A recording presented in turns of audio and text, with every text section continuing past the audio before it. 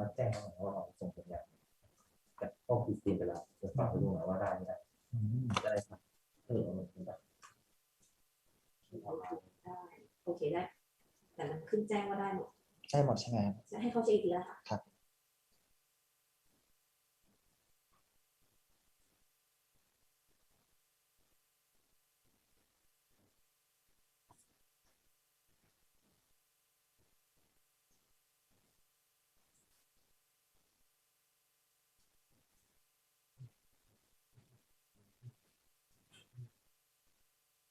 ไม่มีมันแบบที่เขาไปถามตัวไป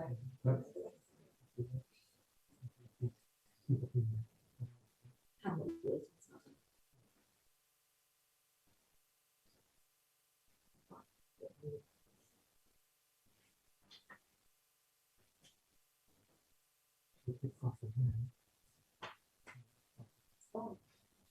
จริงๆจะให้ขอด้วยเป็นเรคคอร์ดหนึ่ง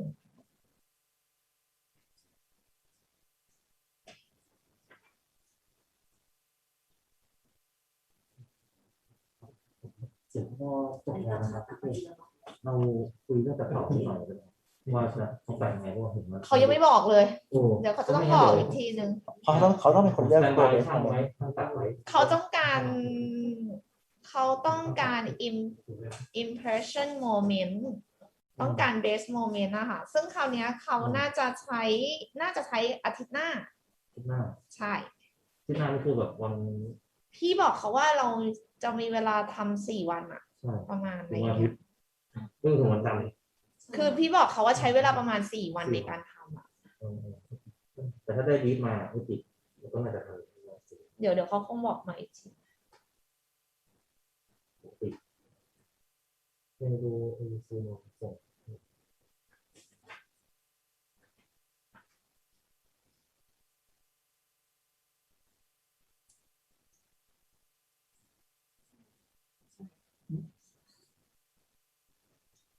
จริงๆนะส่งวิดีโอมันจะ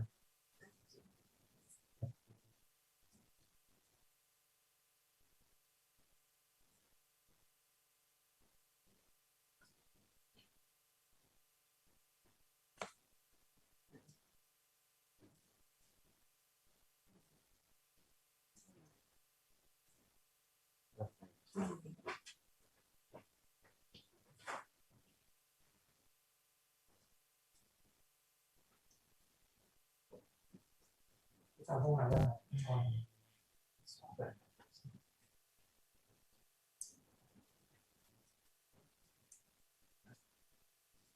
ช่วยทำอันเนี้ยให้พี่หน่อยได้ไหมให้เป็นวงกลมได้ครับไซส์ขนาดไซส์เขาจะมีไซส์อยู่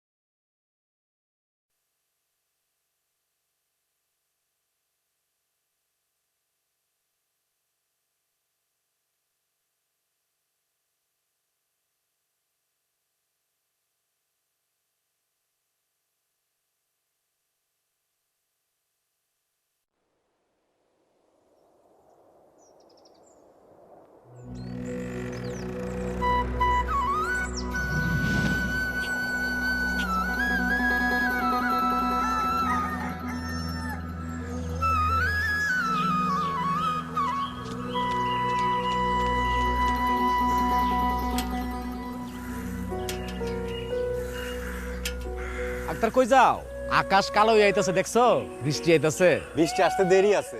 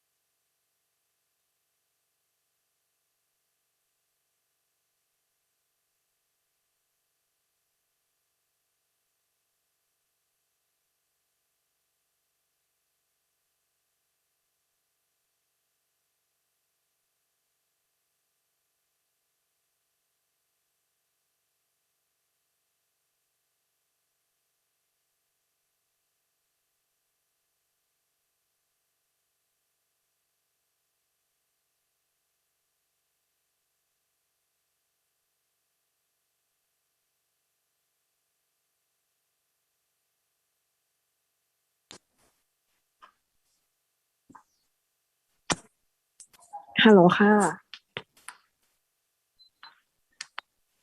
ฮัลโหลเสียงโอเคเนาะฮัลโหล1 2 3 4 5 6 7 8 9 10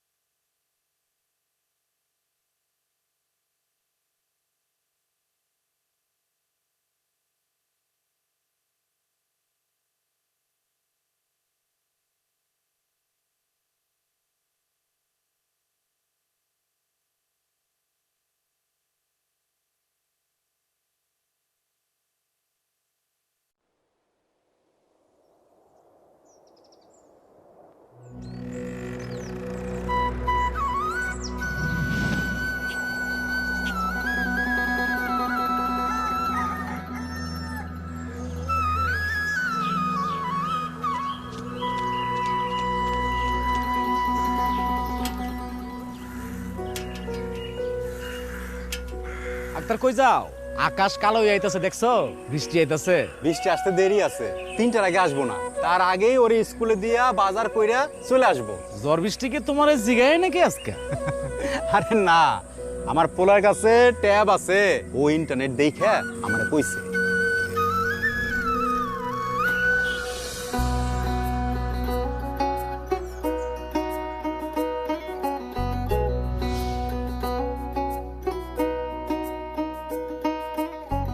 digital এডুকেশনের মাধ্যমে আমাদের ছাত্রছাত্রীরা খুব সহজেই সব শিখে নিতে পারছে।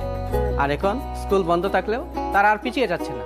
রাত হোক আর দিন হোক, ওদের যখন যা কিছু দরকার হয় খুব সহজেই ডিজিটাল এডুকেশনের মাধ্যমে জেনে নিতে পারছে। আমাদের কাছে এমন শিক্ষা ব্যবস্থা শুরু হওয়াটা অনেক আনন্দের।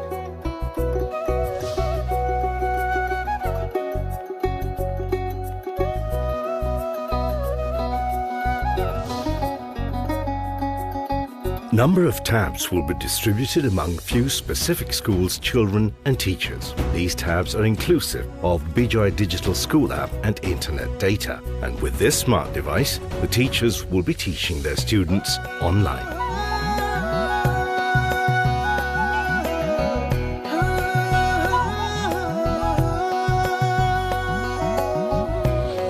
শিশুরা যদি কোনো প্রশ্নের সম্মুখীন হয় তাহলে সেই প্রশ্নের জবাব আসলে অ্যাপগুলোতেই দেওয়া আছে। এরপরেও শিক্ষক আরো ভালোভাবে বুঝিয়ে দিতে সক্ষম হন, কারণ শিক্ষকের কাছেও অ্যাপগুলো ইনস্টল করা এবং 2 জায়গার একটা লিংক হিসেবে ব্যবহার হয়। এটি আসলে একবার ইনস্টল হয়ে গেলে তার ডিভাইসে এক বাটনে প্লে করলেই পুরো অধ্যায় তার কাছে আসলে বোধগম্য হয়। When the schools are closed for a long time, students find it difficult to study as they do not have the proper guidance. Hence, this is a great initiative for resolving this issue.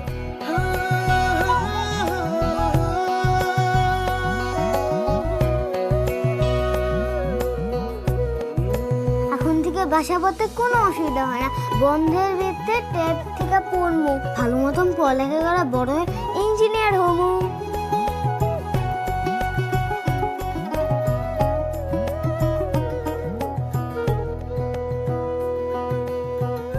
আমার লেখাপড়া কম, কিন্তু এটা বুঝতে পারতেছি যে digital বিষয়টা খুবই গুরুত্বপূর্ণ।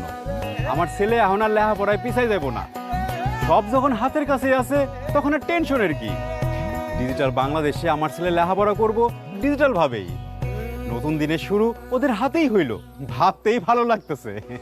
এবারে গিয়ে যাব, কোনো বাধাই থামো না, এবার বিজয়ী হব, কোনো কিছু আর আটকাতে পারবে না, আটকাতে পারবে না।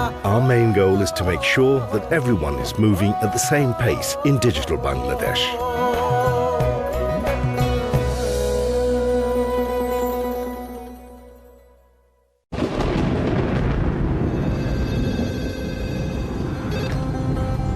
হ্যালো, ওয়ালাইকুম আসসালাম। আরে না, কেউ তো আয় নাই। তোমার মেয়েরে বলছিলাম তুমি ফোন দিবা, কিন্তু এখনো তো কেউ আইলো না। প্রিয় কণ্ঠস্বর শোনার আকুতি নিয়ে কত অপেক্ষা। এক সময় ব্যর্থ হয়ে ফিরে এসেছে বহু পথ ঘুরে। দাদু, দেরি হয়ে গেল তো। কি করবো দাদু, বৃষ্টি তো। কিরে, এত দেরি করলি কেন? তোর বাপে তো ফোন দিছিল বৃষ্টি বাদলার দিন দোকান এখন বন্ধ করো। বাবা দেখো না, এখন পারুম না, আপনারা জানতে চাচ্ছি। কিন্তু অন্ধকারে পড়ে থাকা আমাদের অনুভূতিগুলো সত্যি একদিন খুঁজে পেয়েছিল এক নতুন আলো, এক নতুন আশা।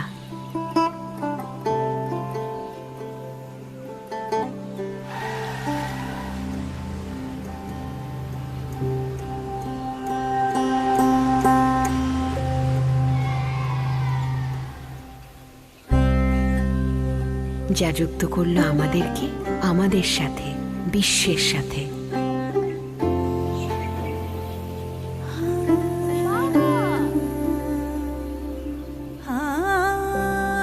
ছড়িয়ে পড়ল সেই আলো ঘরে ঘরে, পথ খুলে দিল নতুন নতুন সম্ভাবনার।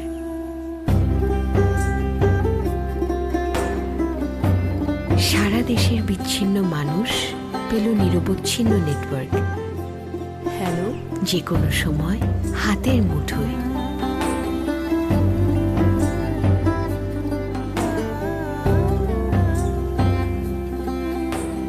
দেশ এগিয়ে গেল, সাথে আমরাও। শিক্ষার হাত ধরে প্রগতির পথে দৃঢ় সংকল্পে।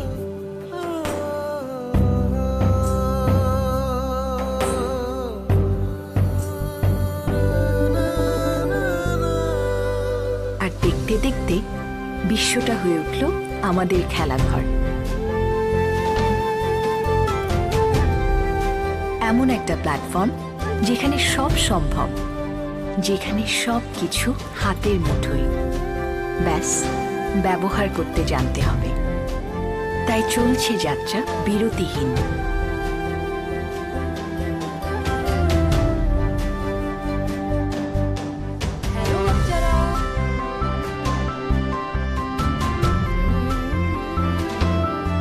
সময়ের সাথে পাল্লা দিয়ে নতুন নতুন সেবা নিয়ে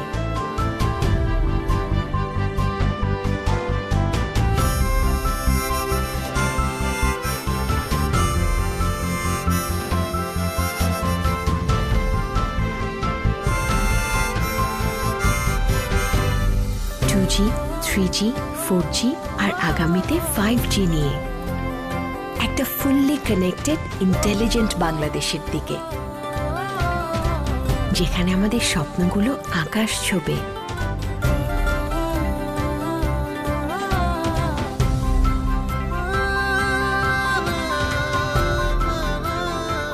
আর সাথে থাকবে হুয়াওয়ে, অগ্রযাত্রার পথে বাংলাদেশের সাথে।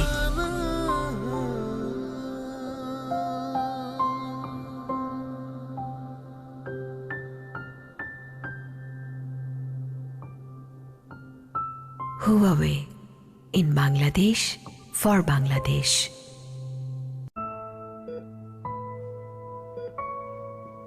අම්මේ මේ ඔපරේෂන් එකෙන් පස්සේ අම්මට මාස දෙක තුනක් ගෙදරට වෙලා ඉන්න වෙයි.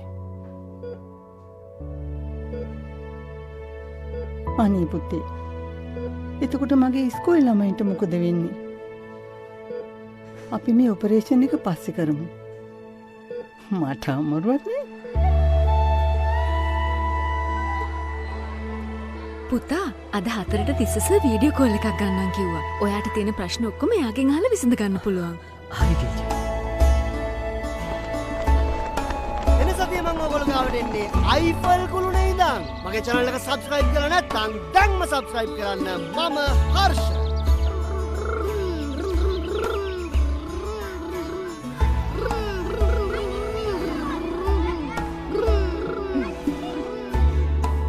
අලුත් ප්‍රොඩක්ෂන් එක අදම නැවට දාන්න ඕනේ. හැමදේම තව පාරක් චෙක් කරන්න. මැඩම් මේ වගේ අත් දෙක ආවද? එතකොට අත් දෙක මාත වගේ පෙනේ. මේ බලන්න මේකේ තියෙන විදිය.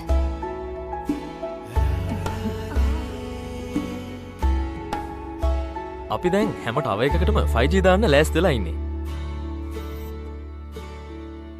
කරපු එක්ස්පෙරිමන්ට්ස් සාර්ථකයි.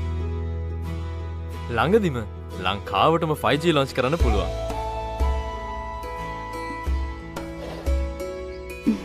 මේකේ පුතා කරන්ට් එක ටිකක් ඩ්‍රොප් වෙනවා වගේ. අපි මේකට ෆෝන් එකේ බැටරි එක දාලා බලමුද? වැඩ කරනවා නම් එතකොට තමයි මේ හෘද වස්තු විවේක ගන්න. මේ හැම කුහරයක්ම හරියටම වැඩ කරනවා නම් ශරීරයේ හැම කොටසක්ම අංකල් අපි හයර් එකක් යමුද?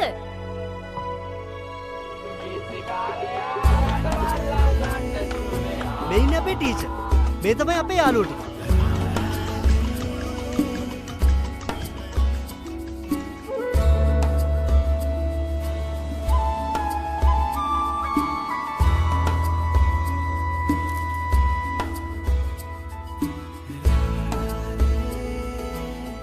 මේ තරඟේ කොහොම හරි අපි දිනන්න ඕනේ. ටීචර් මේ අපේ කැම්පස් එක. අපිට අලුත් ටෙක්නොලොජියක් ආවා. අපි දැන් ඒවා ඉගෙන ගන්නවා. මේ නිසා වෙනදටත් කලින් අපිට ලෙඩ අඳුර ගන්න පුළුවන්.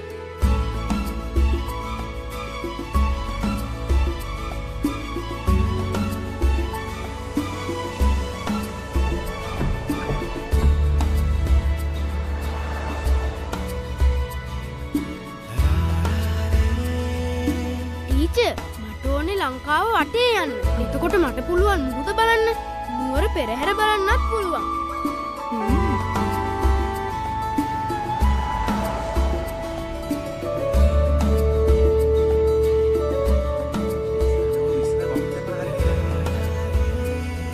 ටීචර්, කවුදරි මං ගමයාව සුවෙන් තියනවා.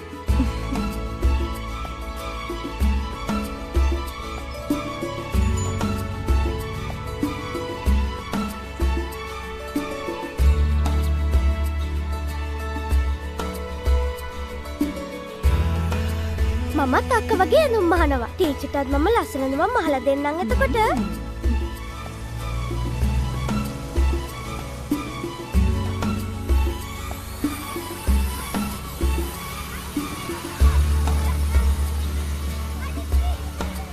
කියන්න බලන්න අංජන කවුරු වෙන්නද කැමති? ටීචර්, මට ඕනේ ලියුම් බෙදන්න. ඇයි පුතා ඒ? ටීචර්, අපේ තාත්තා ඉන්නේ රටනේ. අම්මයි මායි හැමදාම බලන් ඉන්නේ තාත්තගෙන් ලියුමක් එනකන්. මං වගේම අනිත් ළමයින්ටත් එයාලගේ තාත්තලාගේ ලියුම් ඉක්මනට දෙන්න පුළුවන්නේ.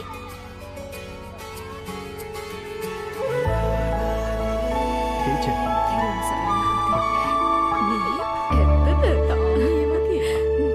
හැම කෙනෙක්ටම හැම දෙයකටම හැම තැනකටම ඉදිරියට යන්න උර දෙන හුවාවේ.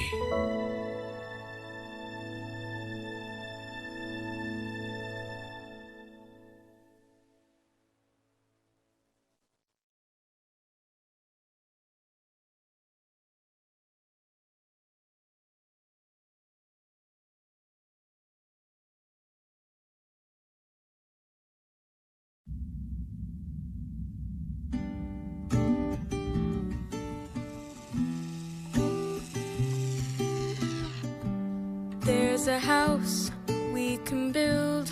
Every room inside is filled with things from far away. The special things I compile, each one there to make you smile on a rainy day. They can say it all sounds crazy. They can say we've lost our minds. I don't care if they call us crazy. Run away to a world that we design. Every night I lie in bed, the brightest colors fill my head. A million dreams are keeping me awake. I think of what the world could be, a vision of the one I see. A million dreams is all it's gonna take. Oh, a million dreams for the world we're gonna make.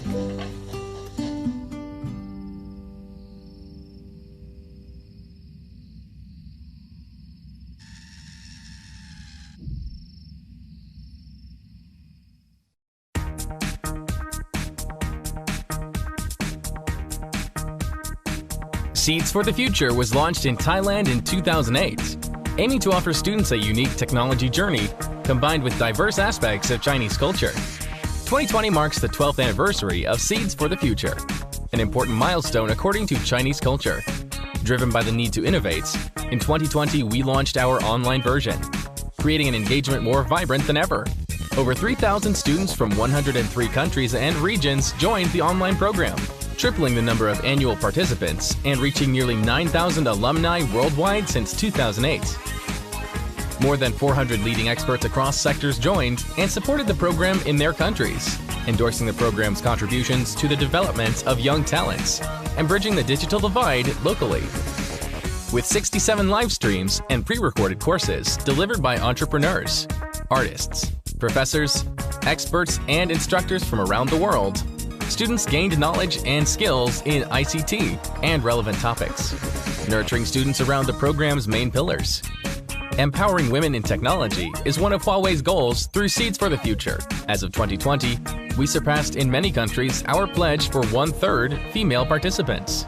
Also in 2020, Seeds for the Future revamped its online alumni community to stimulate interactions across cohorts and countries, exchanging unique personal stories and professional success and interests. Rounding off a year marked by innovation, we hosted our very first year-end celebration, reuniting more than 2,000 alumni from 111 countries and regions. Joined by special guests sharing their experience and understanding of the program's main pillars. Prizes were won, and our alumni left inspired by our performers' rhythm and words.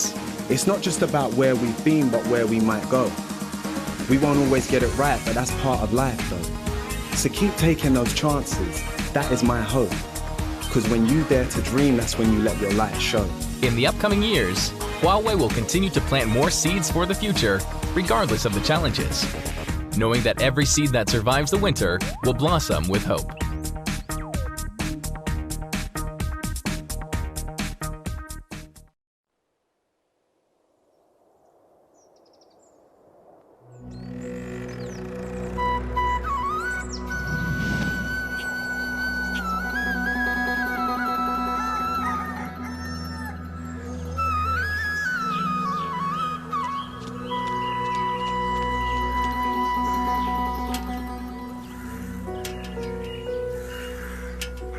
Akter কই যাও? আকাশ কালো হয়ে আইতাছে, দেখছো? বৃষ্টি আইতাছে। বৃষ্টি আসতে দেরি আছে, 3টার আগে আসবো না। তার আগেই ওরে স্কুলে দিয়া বাজার কইরা চলে আসবো। ঝড় বৃষ্টি কি তোমার জিগায় নাকি আজকে? আরে না, আমার পোলার কাছে ট্যাব আছে, ও ইন্টারনেট দেখে আমারে কইছে।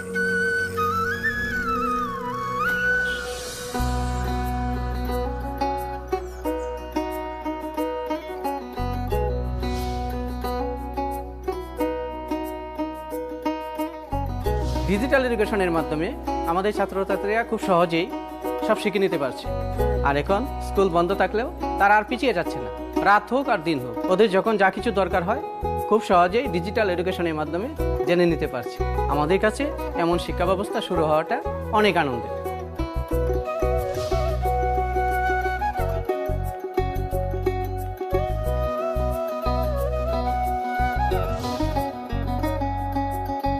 Number of tabs will be distributed among few specific schools, children and teachers. These tabs are inclusive of Bijoy Digital School app and internet data. And with this smart device, the teachers will be teaching their students online.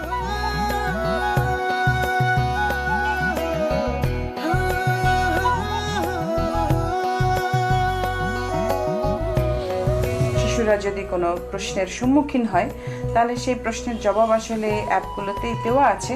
এরপরেও শিক্ষক আরো ভালোভাবে বুঝিয়ে দিতে সক্ষম হন, কারণ শিক্ষকের কাছেও অ্যাপগুলো ইনস্টল করা এবং 2 জায়গার একটা লিংক হিসেবে ব্যবহার হয়। এটি আসলে একবার ইনস্টল হয়ে গেলে তার ডিভাইসে এক বাটনে প্লে করলেই পুরো অধ্যায় তার কাছে আসলে বোধগম্য হয়। When the schools are closed for a long time, students find it difficult to study as they do not have the proper guidance. Hence, this is a great initiative for resolving this issue.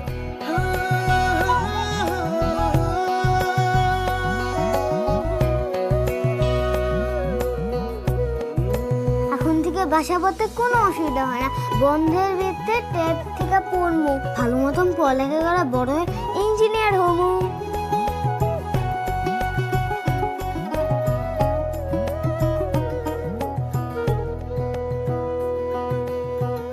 আমার লেখাপড়া কম, কিন্তু এটা বুঝতে পারতেছি যে digital বিষয়টা খুবই গুরুত্বপূর্ণ। আমার ছেলে এখন আর লেখাপড়ায় পিছাই যাব না। সব যখন হাতের কাছে আছে তখন আর টেনশনের কি। ডিজিটাল বাংলাদেশে আমার ছেলে লেখাপড়া করব ডিজিটাল ভাবেই। নতুন দিনের শুরু ওদের হাতেই হইল, ভাবতেই ভালো লাগতেছে। এবারে গিয়ে যাব, কোনো বাধায় থামো না, এবার বিজয়ী হব, কোনো কিছু আর আটকাতে পারবে না, আটকাতে পারবে না। Our main goal is to make sure that everyone is moving at the same pace in digital Bangladesh.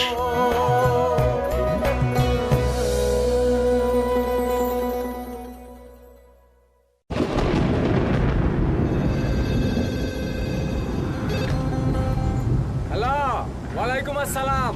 আরে না, কেউ তো আয় নাই। তোমার মেয়েরে বলছিলাম তুমি ফোন দিবা, কিন্তু এখনো তো কেউ আইলো না। প্রিয় কণ্ঠস্বর শোনার আকুতি নিয়ে কত অপেক্ষা। এক সময় ব্যর্থ হয়ে ফিরে এসেছে বহু পথ ঘুরে। দাদু দেরি হয়ে গেল তো। কি করবো দাদু, বৃষ্টি তো। কিরে এত দেরি করলি কেন? তোর বাপে তো ফোন দিছিল বৃষ্টি বাদলার দিন দোকান এখন বন্ধ করো। বাবা দেখো না, এখন পারুম না, আপনারা জানতো চাচ্ছি। কিন্তু অন্ধকারে পড়ে থাকা আমাদের অনুভূতিগুলো সত্যি একদিন খুঁজে পেয়েছিল এক নতুন আলো, এক নতুন আশা।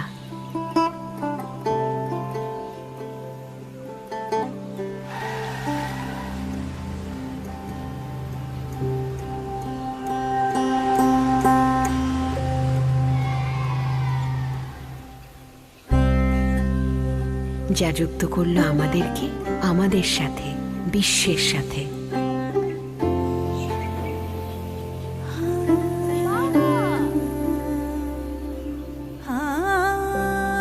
ছড়িয়ে পড়ল সেই আলো ঘরে ঘরে, পথ খুলে দিল নতুন নতুন সম্ভাবনার।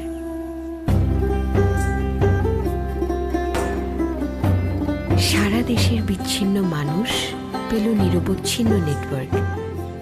হ্যালো, যে কোনো সময় হাতের মুঠোয়।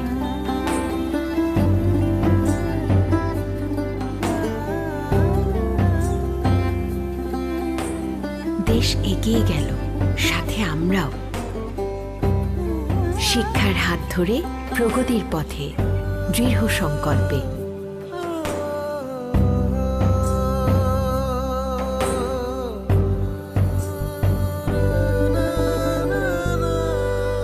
আর দেখতে দেখতে বিশ্বটা হয়ে উঠল আমাদের খেলাঘর। এমন একটা প্ল্যাটফর্ম যেখানে সব সম্ভব, যেখানে সব কিছু হাতের মুঠোয়। ব্যাস ব্যবহার করতে জানতে হবে।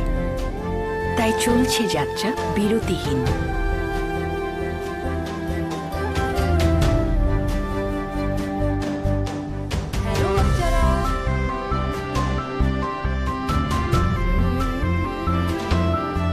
সময়ের সাথে পাল্লা দিয়ে নতুন নতুন সেবা নিয়ে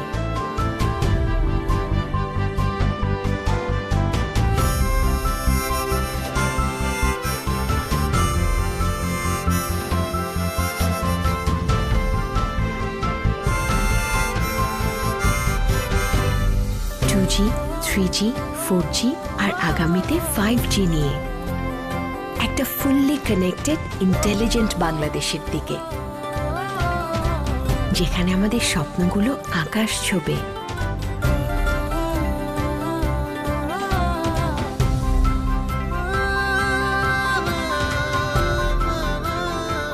আর সাথে থাকবে হুয়াওয়ে, অগ্রযাত্রার পথে বাংলাদেশের সাথে।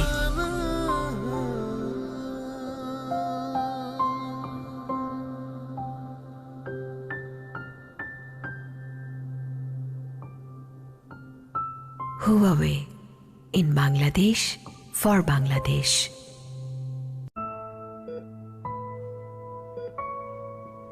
අම්මේ මේ ඔපරේෂන් එකෙන් පස්සේ අම්මට මාස දෙක තුනක් ගෙදරට වෙලා ඉන්න වෙයි. අනේ පුතේ, එතකොට මගේ ඉස්කෝලේ ළමයින්ට මොකද වෙන්නේ? අපි මේ ඔපරේෂන් එක පස්සේ කරමු. මට අමාරුවක් නේ. පුතා අද 4ට තිස්සස වීඩියෝ කෝල් එකක් ගන්නම් කිව්වා. ඔයාට තියෙන ප්‍රශ්න ඔක්කොම එයාගෙන් අහලා විසඳ ගන්න පුළුවන්. හරි ටීචර්. එන සතියේ මම ඔයගොල්ලෝ ගාවට එන්නේ අයිෆල් කුළුණේ ඉඳන්. මගේ channel එක subscribe කරලා නැත්නම් දැන්ම subscribe කරන්න. මම හර්ෂ.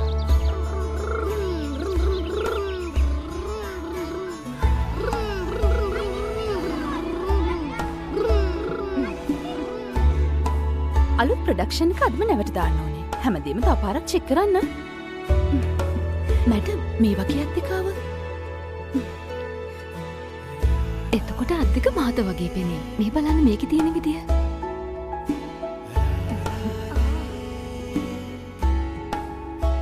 අපි දැන් හැම ටව එකකටම 5G දාන්න ලෑස්තිලා ඉන්නේ. කරපු එක්ස්පෙරිමන්ට්ස් සාර්ථකයි. ළඟදිම ලංකාවටම 5G ලොන්ච් කරන්න පුළුවන්.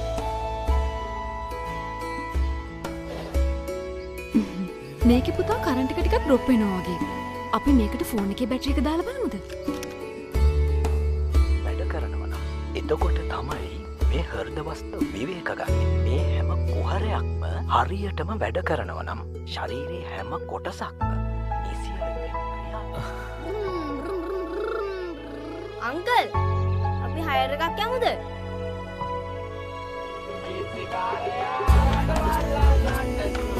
මේ ඉන්නේ අපේ ටීචර්. මේ තමයි අපේ යාළුවෝ ටික.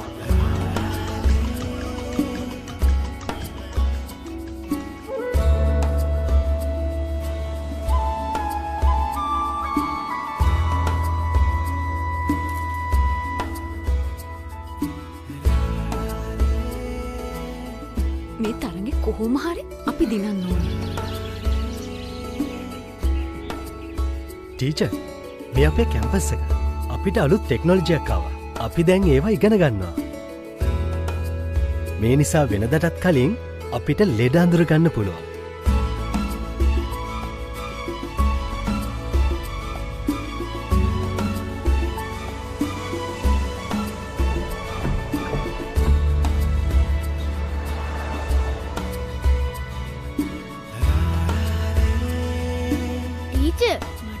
ලංකාව වටේ යන්න. එතකොට මට පුළුවන් මුහුද බලන්න.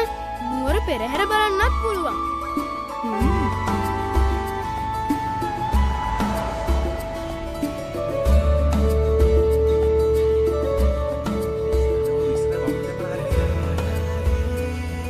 ටීචර්, කවදාරි මං ගමේව සුවෙන් තියෙනවා.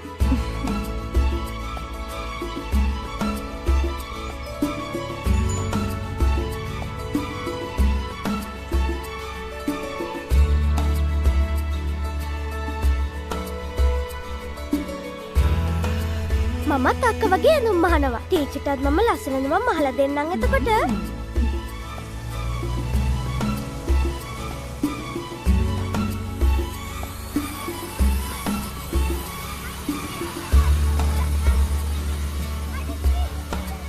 කියන්න බලන්න අංජන කවුරු වෙන්නද කැමති? ටීචර්, මට ඕනේ ලියුම් බෙදන්න. ඇයි පුතා ඒ? ටීචර්, අපේ තාත්තා ඉන්නේ රටනේ. අම්මයි මායි හැමදාම බලන් ඉන්නේ තාත්තගේ ලියුමක් එනකම්. මං වගේම අනිත් ළමයින්ටත් එයාලගේ තාත්තලාගේ ලියුම් ඉක්මනට දෙන්න පුළුවන්නේ.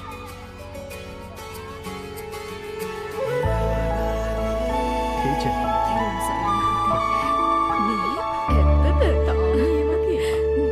හැම කෙනෙක්ටම හැම දෙයකටම හැම තැනකටම ඉදිරියට යන්න උර දෙන හුවාවේ.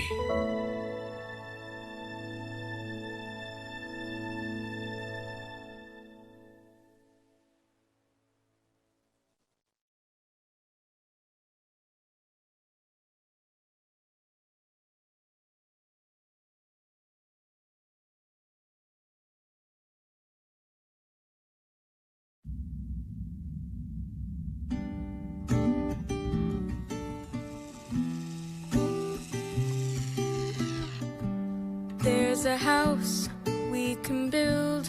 Every room inside is filled with things from far away. The special things I compile, each one there to make you smile on a rainy day. They can say it all sounds crazy. They can say we've lost our minds. I don't care if they call us crazy. Run away to a world that we design. Every night I lie in bed, the brightest colors fill my head. A million dreams are keeping me awake. I think of what the world could be, a vision of the one I see. A million dreams is all it's gonna take.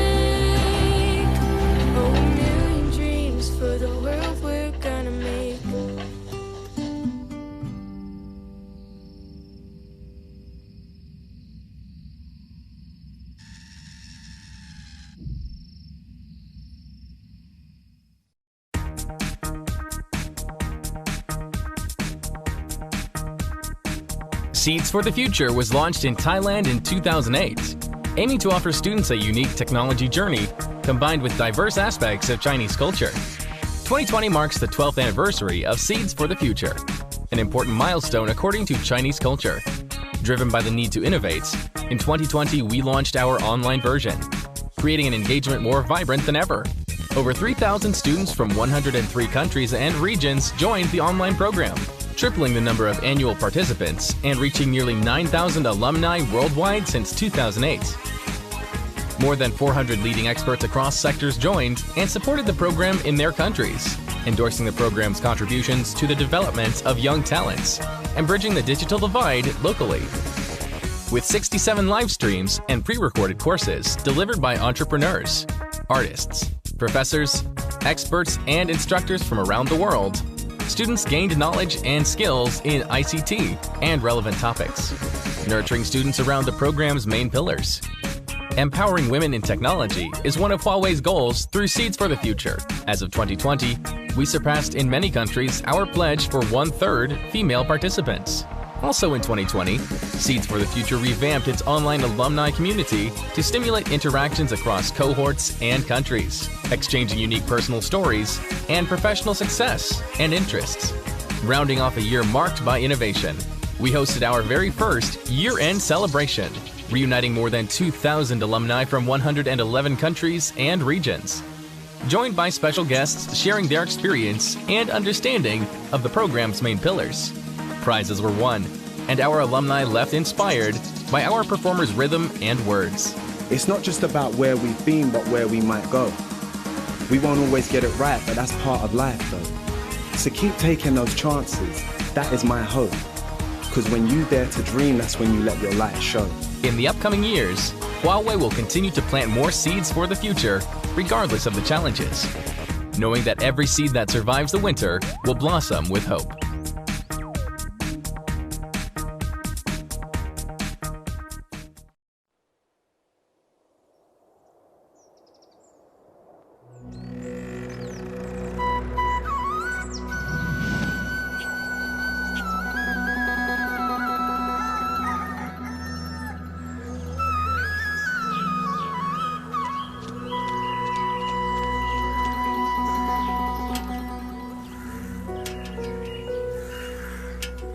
Akter কই যাও? আকাশ কালো হয়ে আইতাছে, দেখছো? বৃষ্টি আইতাছে। বৃষ্টি আসতে দেরি আছে, 3টার আগে আসবো না। তার আগেই ওর স্কুলে দিয়া বাজার কইরা চলে আসবো। ঝড় বৃষ্টি কি তোমার জিগায় নাকি আজকে? আরে না, আমার পোলার কাছে ট্যাব আছে, ও ইন্টারনেট দেখে আমারে কইছে।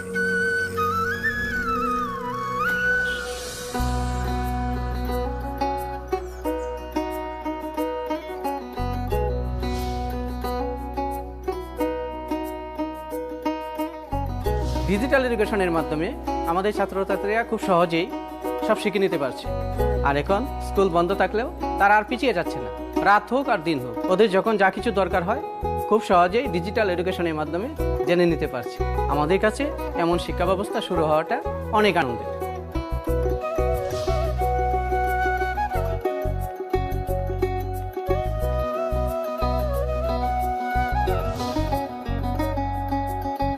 Number of tabs will be distributed among few specific schools, children and teachers. These tabs are inclusive of Bijoy Digital School app and internet data. And with this smart device, the teachers will be teaching their students online.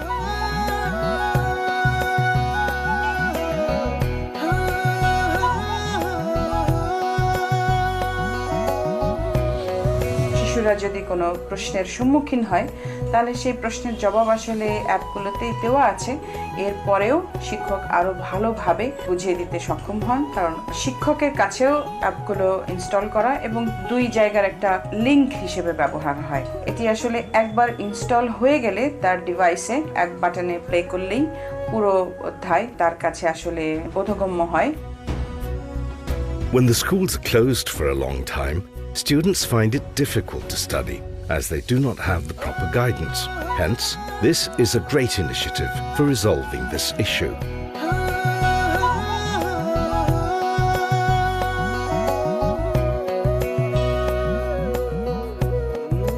এখন থেকে বাসা পড়তে কোনো অসুবিধা হয় না। বন্ধের ভিতর বাড়িতে ট্যাব থেকে পড়মু ভালো মতন পড়ালেখা করা বড় হয়ে engineer হমু।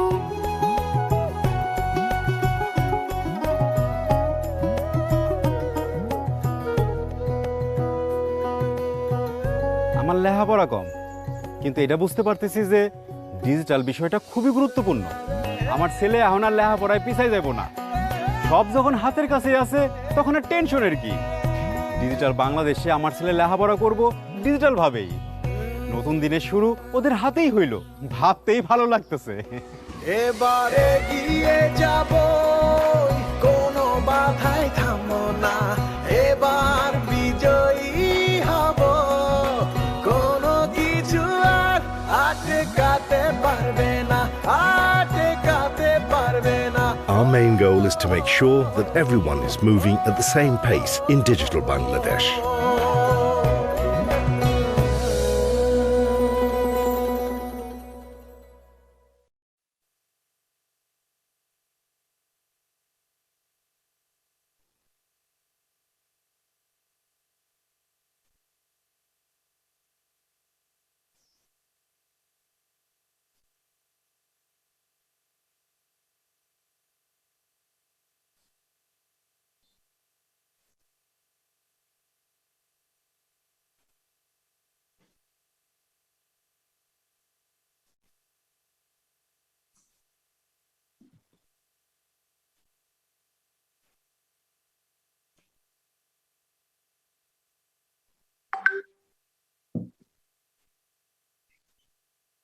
Hi everyone, good afternoon.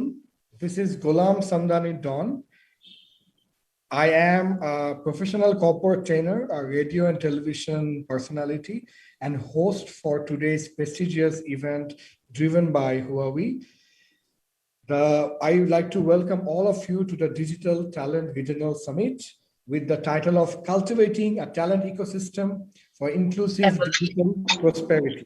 I hope I am them saying I look better. Not them saying I look better. If we can all mute ourselves and can unmute when we speak. Thank you so much.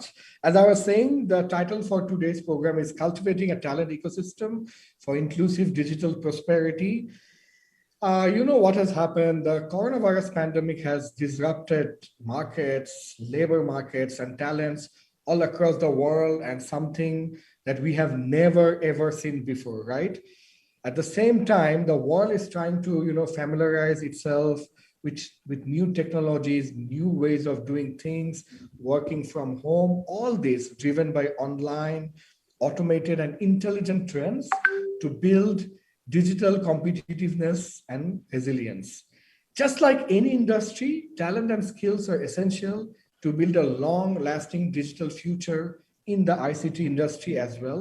The lack of digital skills is one of the biggest challenges facing many countries in digital transformation.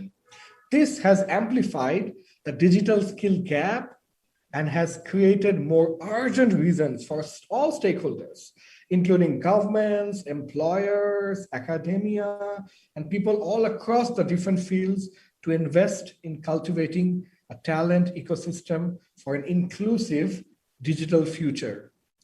We are here today to talk about these challenges, the different initiatives, the visions in the digital talent ecosystem. There would be different sessions, discussions, and panel discussions going on today. And boy, what a brilliant pool of people we have today. I'll just quickly go through the names for you to understand why you should be watching the show in total, fully, and not go anywhere for the next 2 hours. So we would have the welcome remarks from Jay Chen, the Vice President of Huawei Asia Pacific. And we have Honorable State Minister Junaid Ahmed Pollock from the ICT Division, Ministry of Post, Telecommunications, and IT from the People's Republic of Bangladesh. We also have Honorable Jayanta De Silva, Secretary to Ministry of Technology, Democratic Socialist Republic of Sri Lanka. We have Honorable Mr. Hari Prasad Bhashyal, Secretary to Ministry of Communication and Information Technology, Government of Nepal. My warm regards to all of you. We also have Rohit Bhagat, the Principal Consultant of Huawei Learning Services. And we would end with a panel discussion with Ms. Beatrice Khaldoon, Head of the Office and UNESCO Representative of Bangladesh, Professor Dr. Manish Pokhrial, Dean, School of Engineering, Kathmandu University, Nepal, Professor Dr. Satya Prasad Majumdar, who is the VC of Bangladesh University of Engineering and Technology, commonly known as BUET in Bangladesh, Dr. Chatura R.D. Silva, Director at Center for Instructional Technology, University of Moratuwa, Sri Lanka, and last but not the least, Ms. Afke Shart, Senior Vice President, Global Government Affairs at Huawei. I would request Mr. Jaiten, Vice President of Huawei Asia Pacific, to please start the session by his welcome remarks. Thank you so much. Thank you, sir. And very, very good afternoon, good morning to everyone, especially the Honorable Mr. Zunad Ahmed Palak, State Minister at ICT Division, Ministry of Post, Telecommunications and the Information Technology, the People's Republic of Bangladesh, the Honorable Mr. D. Silva, Secretary to Ministry of Technology, Democratic Socialist Republic of Sri Lanka, the Honorable Mr. Hari Prasad Bashir, Secretary to Ministry of Communication and Information Technology, the Federal Democratic Republic of Nepal. And Ms. Beatrice Khaldoon, Head of the Office and the UNESCO Representative to Bangladesh, and Professor Dr. Satya Prasad Majumdar, Vice Chancellor at Bangladesh University of Engineering and Technology, and Professor Dr. Manish Pokhrial, Dean at the School of Engineering, Kathmandu University, and Dr. Chatura D. Silva, Director at the Center for Institutional Technology, University of Moratuwa. And all friends, ladies and gentlemen, very, very good afternoon and good morning. I'm Ji Chen from Huawei Asia Pacific. It's my great honor for me to welcome you to the 2021 Digital Talent Regional Summit. Huawei, as the provider of the ICT infrastructure and the smart devices provider, has been serving this region for more than 20 years. And I want to thank you for all the support you give along the way. Today, we have come together to discuss how to cultivate the talent ecosystem for an inclusive digital future, especially when facing the challenge of COVID-19. COVID-19 has disturbed our life like never before. It has also created an opportunity to push for change. Since the outbreak of the pandemic, the world has been familiarizing itself with the new normal, driven by online, automatic, and intelligent trends. It's widely accepted that digital transformation will be the key to the post-pandemic recovery, especially in this dynamic region.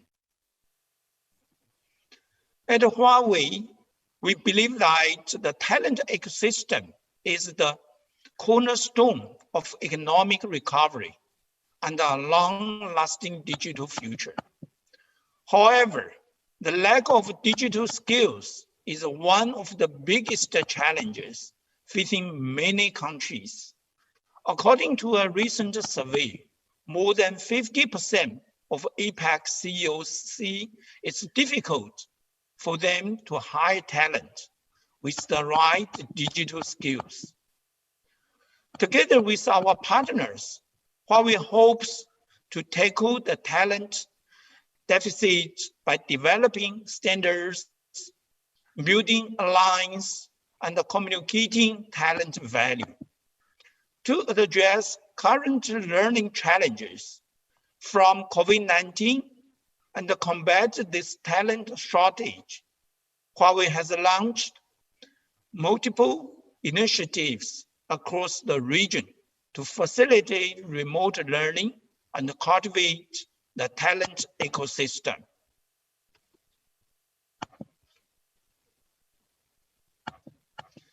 During the pandemic, Huawei has been helping to provide connectivity and e-learning resources to students and professionals.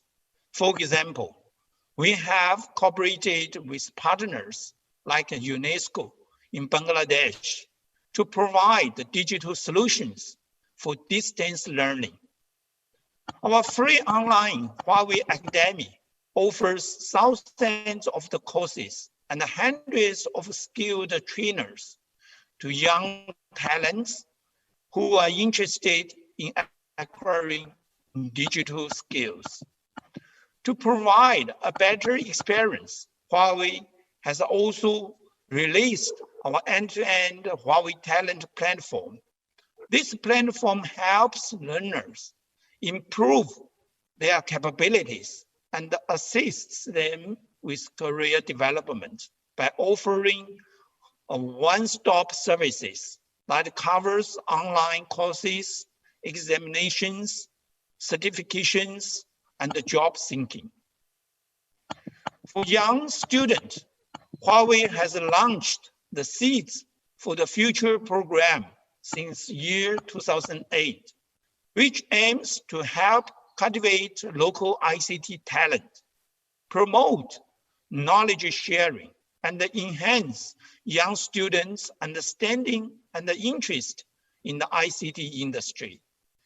This year, the program will continue online and will kick off in our region very soon. Talent development requires both dedication and heavy investment to build a talent ecosystem that can strive. And the partners are essential to establish the success of that ecosystem. Currently, we are cooperating with more than 14 universities, including BUET and the University of Maratua across South Asia in talent development. Platforms like the UNESCO Global Education Coalition and the Huawei's Tech for All are also great ways to coordinate efforts and the resources across the region. We believe ultimately technology benefits humanity. We also believe digital technology will empower digital transformation in each country.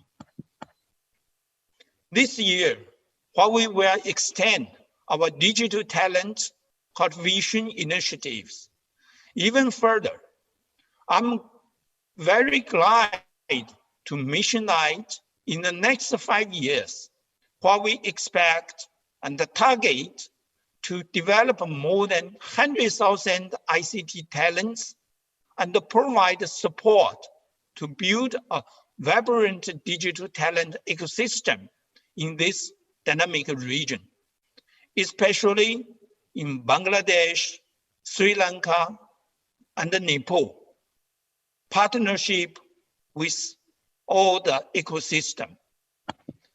Today, we feel very gratefully to have the opportunity to connect with governments, international organizations, and academia, and discuss how we can better collaborate on cultivating a talent ecosystem for an inclusive digital future.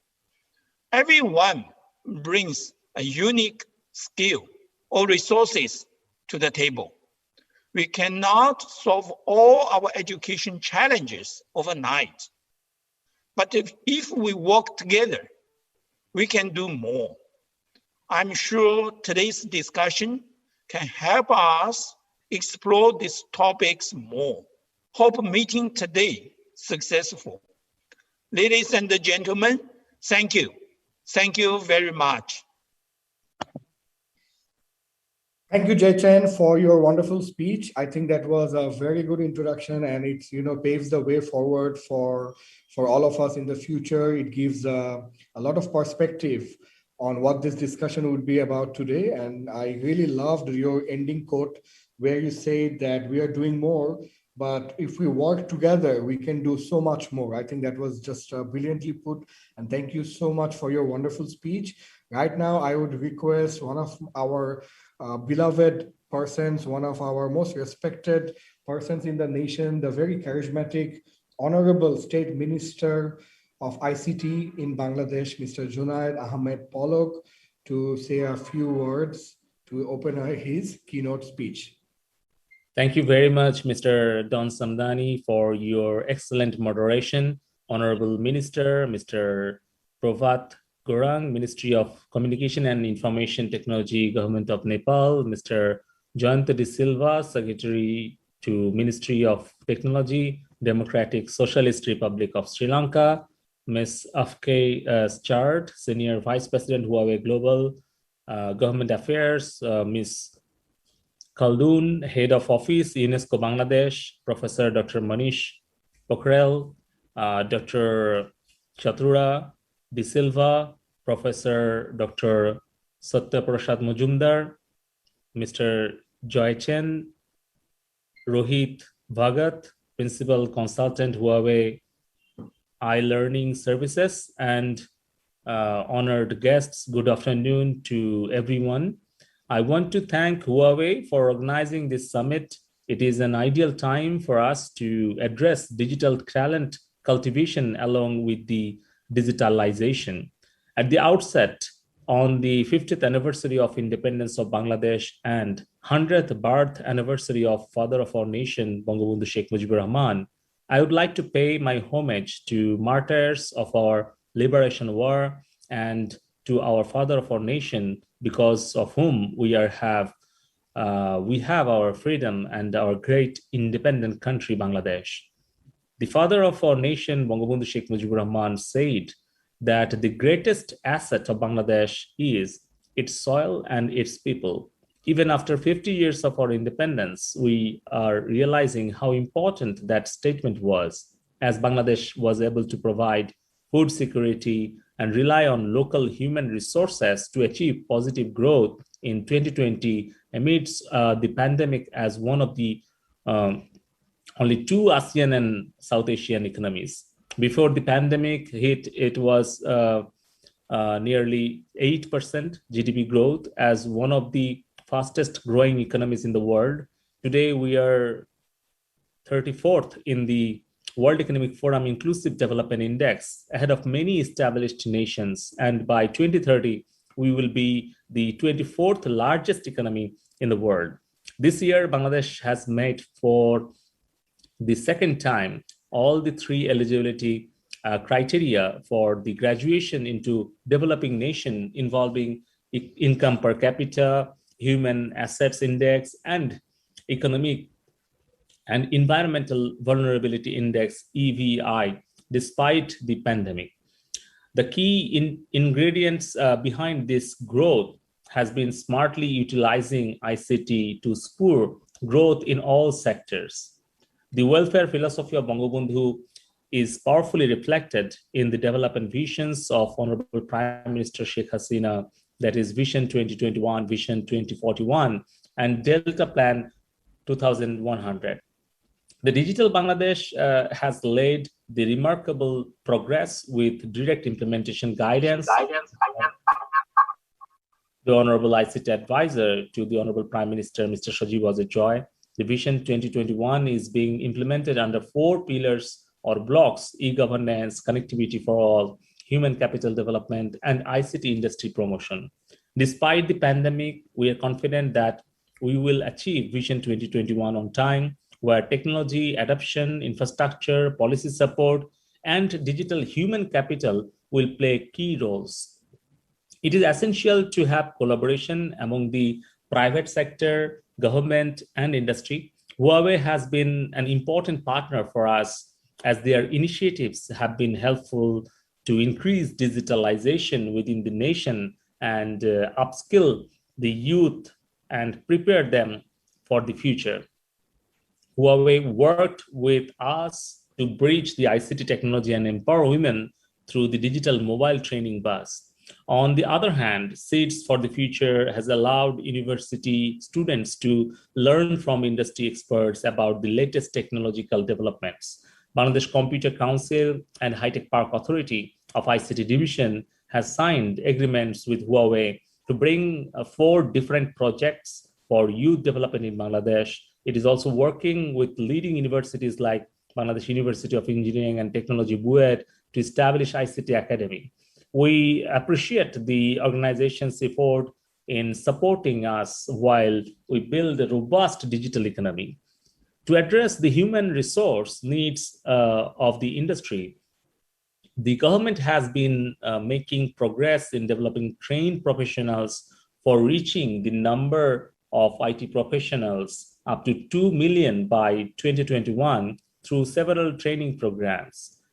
As part of the program, the government has established specialized 135 labs at universities and 64 Sheikh Kamal IT training and incubation centers at district levels and 39 high-tech and software technology parks across the country.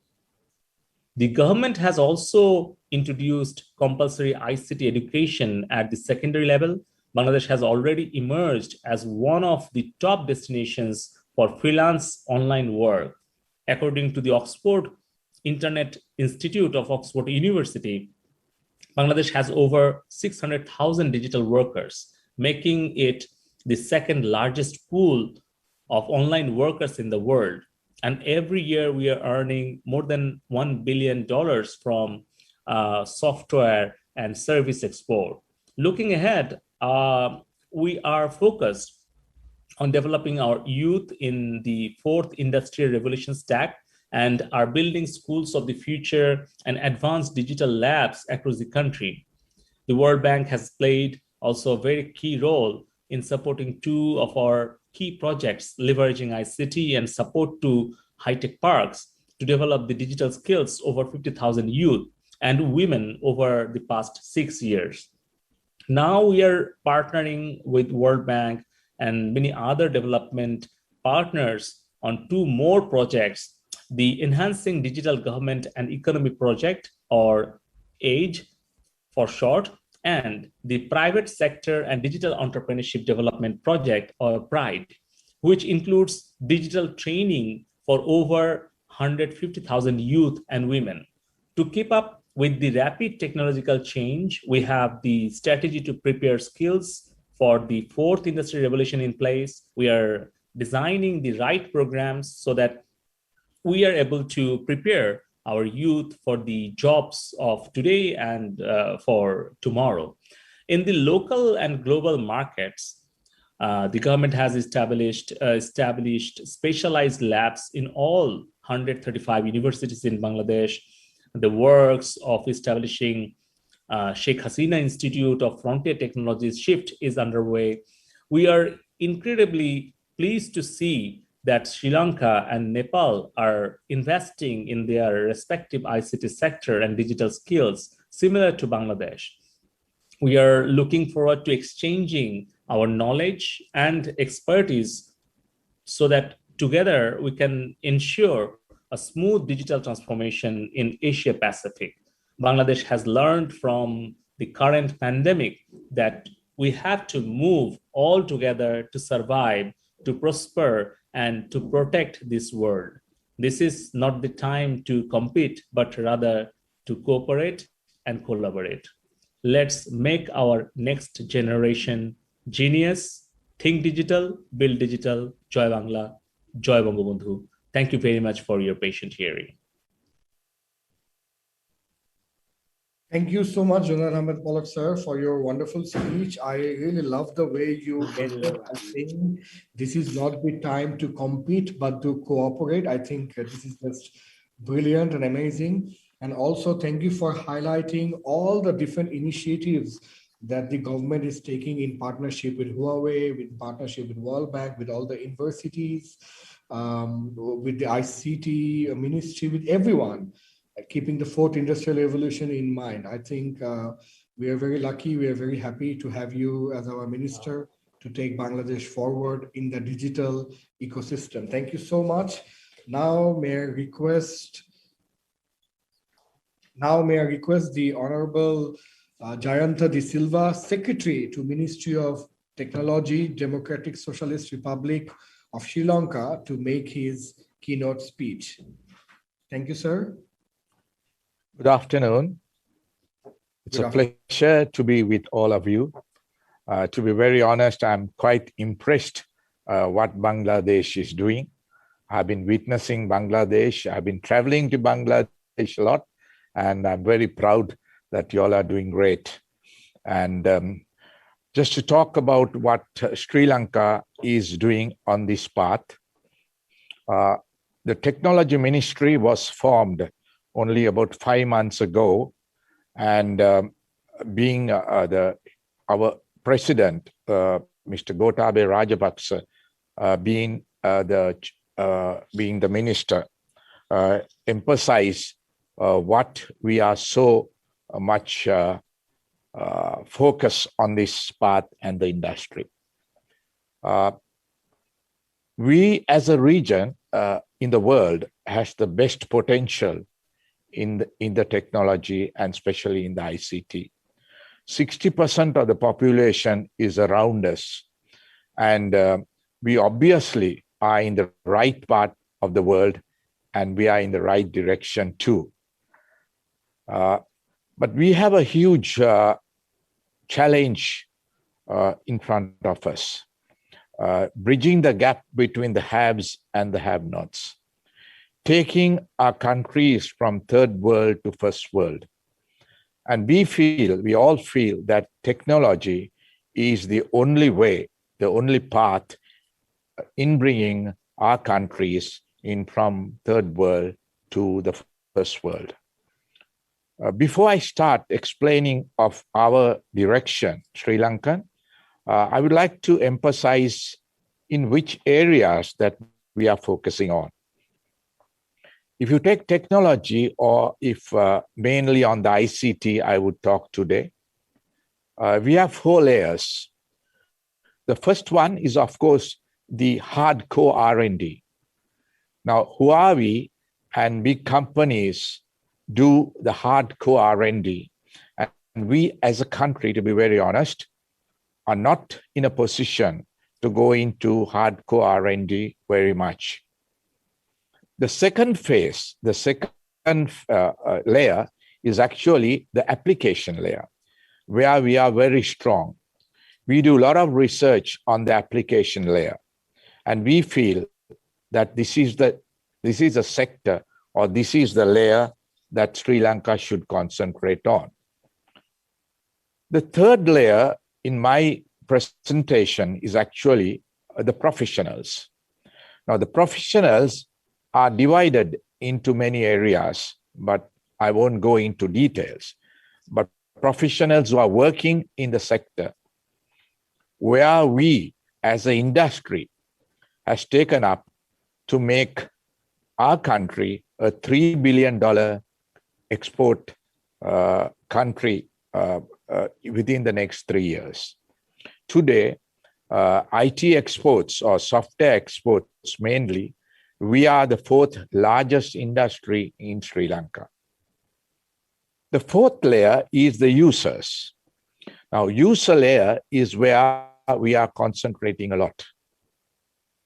Because I would say our education sector, we are quite proud to say that our education sector is one of our strengths in this country. But taking on to the user layer, especially for the last 1 year, what we have seen, any technology or any solutions, the value comes from usage. So we are working with a lot of private sector companies, especially with Huawei, who have been very close to us and working very close with our ministry and the country to help us in this direction. If I take the universities are quite well established in our country. We have local universities as well as foreign universities. And also we are planning, the ministry is planning to initiate 2 major technology-based universities. Now, these are not going to be traditional universities with large buildings, but this will come in parallel to the technoparks that we are planning to build. As the Honorable Minister of Bangladesh was saying that you are planning to have about 30 odd technoparks, we are going with about 5 technoparks around the country. Our technoparks are going to be hybrid type of technoparks. And please understand, this is not IT parks, but these are all technoparks, because we are an agriculture-based country, and we want to get technology into agriculture, and mainly in the technology diffusion. Our country, about 80% of our country is rural-based, and only 20% are on the urban sector. Most of our programs in the past, sometimes which we have been borrowing, have not yielded the desired results, mainly because we have not concentrated this factor of inclusiveness. Because as I said, 80% are rural. We have to consider all our programs to be inclusive. So all our new programs, we are planning to be inclusive. One of the major problems or challenges that we feel is communication. So we as a country is investing a huge amount of money on communication to the rural sector. In fact, we are targeting that by next year, the whole country would be connected with fiber optic, and most of the other areas with 5G, where Huawei is also actively supporting us. Now, we will be connecting fiber optic for 10,250 schools within 8 months, thereby giving the communication facilities for our schools and for students to be able to connect. We all know the values of distance education, so I'm not going to discuss about that. But taking into consideration communication is one of the major investments that we are going to do in the coming year. We are also planning 15 large projects, which we have not got stalled during the last couple of years. One of them is actually the automation of codes. We are going to automate 360 codes.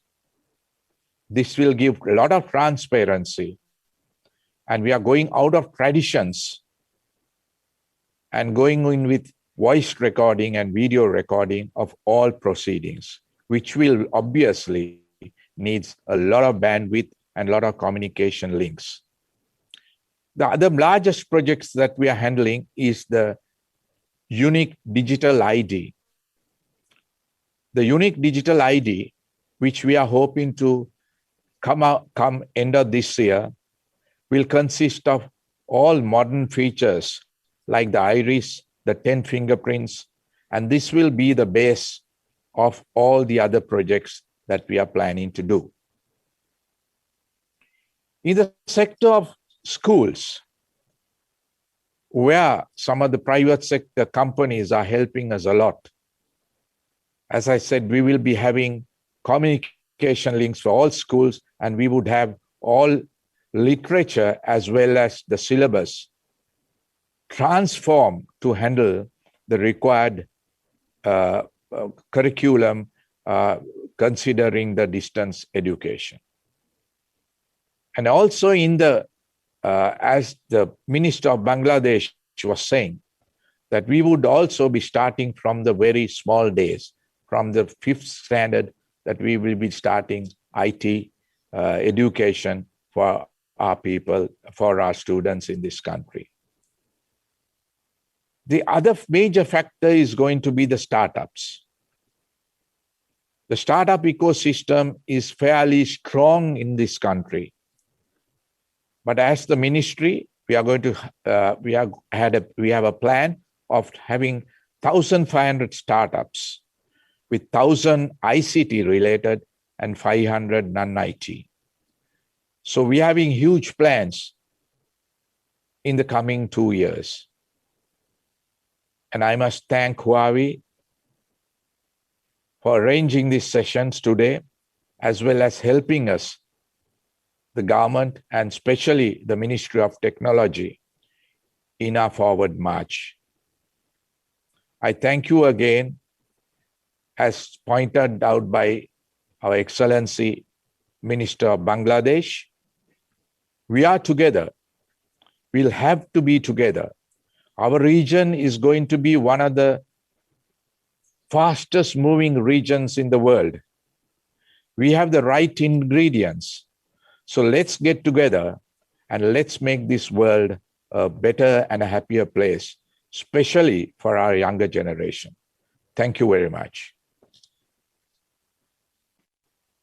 Thank you so much to Honorable Secretary to Ministry of Technology, Democratic Socialist Republic of Sri Lanka, Honorable Mr. Jayant De Silva. I think when you were speaking, the only thing that was coming in my mind was the honesty and the niceness of your speech and your personality. The way you have ended with saying that we are together, we have to be together, and we have the potential to become one of the best regions in the world to focus and leverage in ICT was just amazing. All the best with the 5 high-tech parks and the 15 large projects that you're doing, and all the very, very best with the unique digital ID system that you're developing. And I think the idea of investing in the 1,500 startups and transforming the schools into having the digital transformation in the school system, starting from grade 6 and above, is just a brilliant way to go. Thank you so much, sir, for your amazing and wonderful speech. And moving forward, I would like to request Honorable Mr. Hari Prasad Bashyal, Secretary to Ministry of Communication and Information Technology, Government of Nepal, to deliver his keynote speech.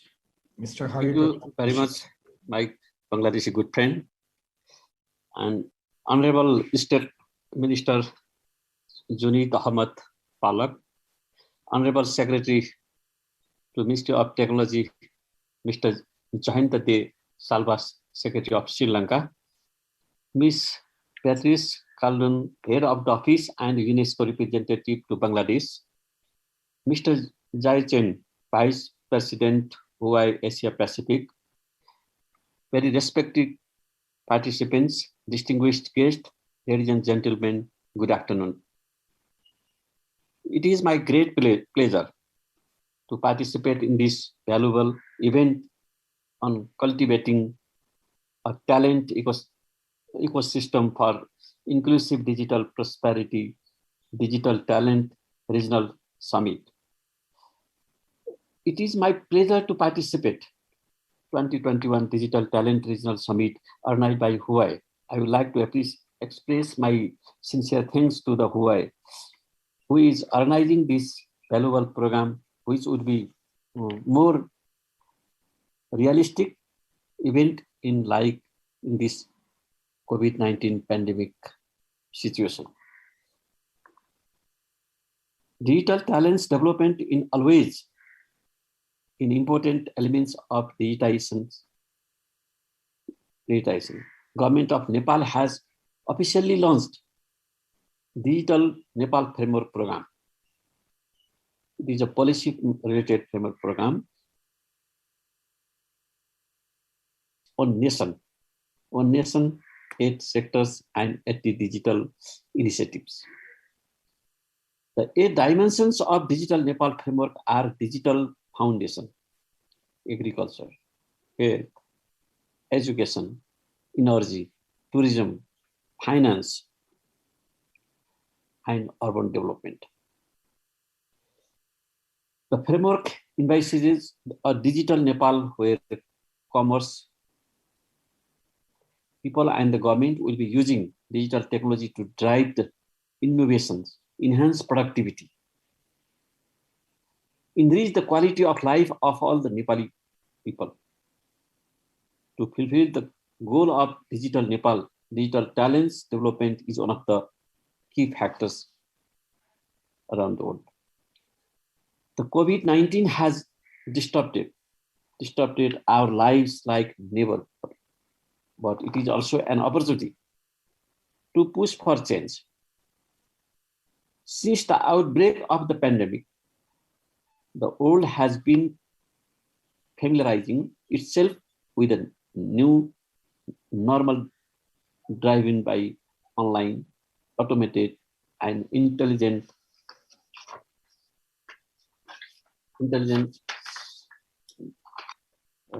trends. There has been a consensus that digital transformation will be the key to the post-pandemic recovery, especially in a country like Nepal.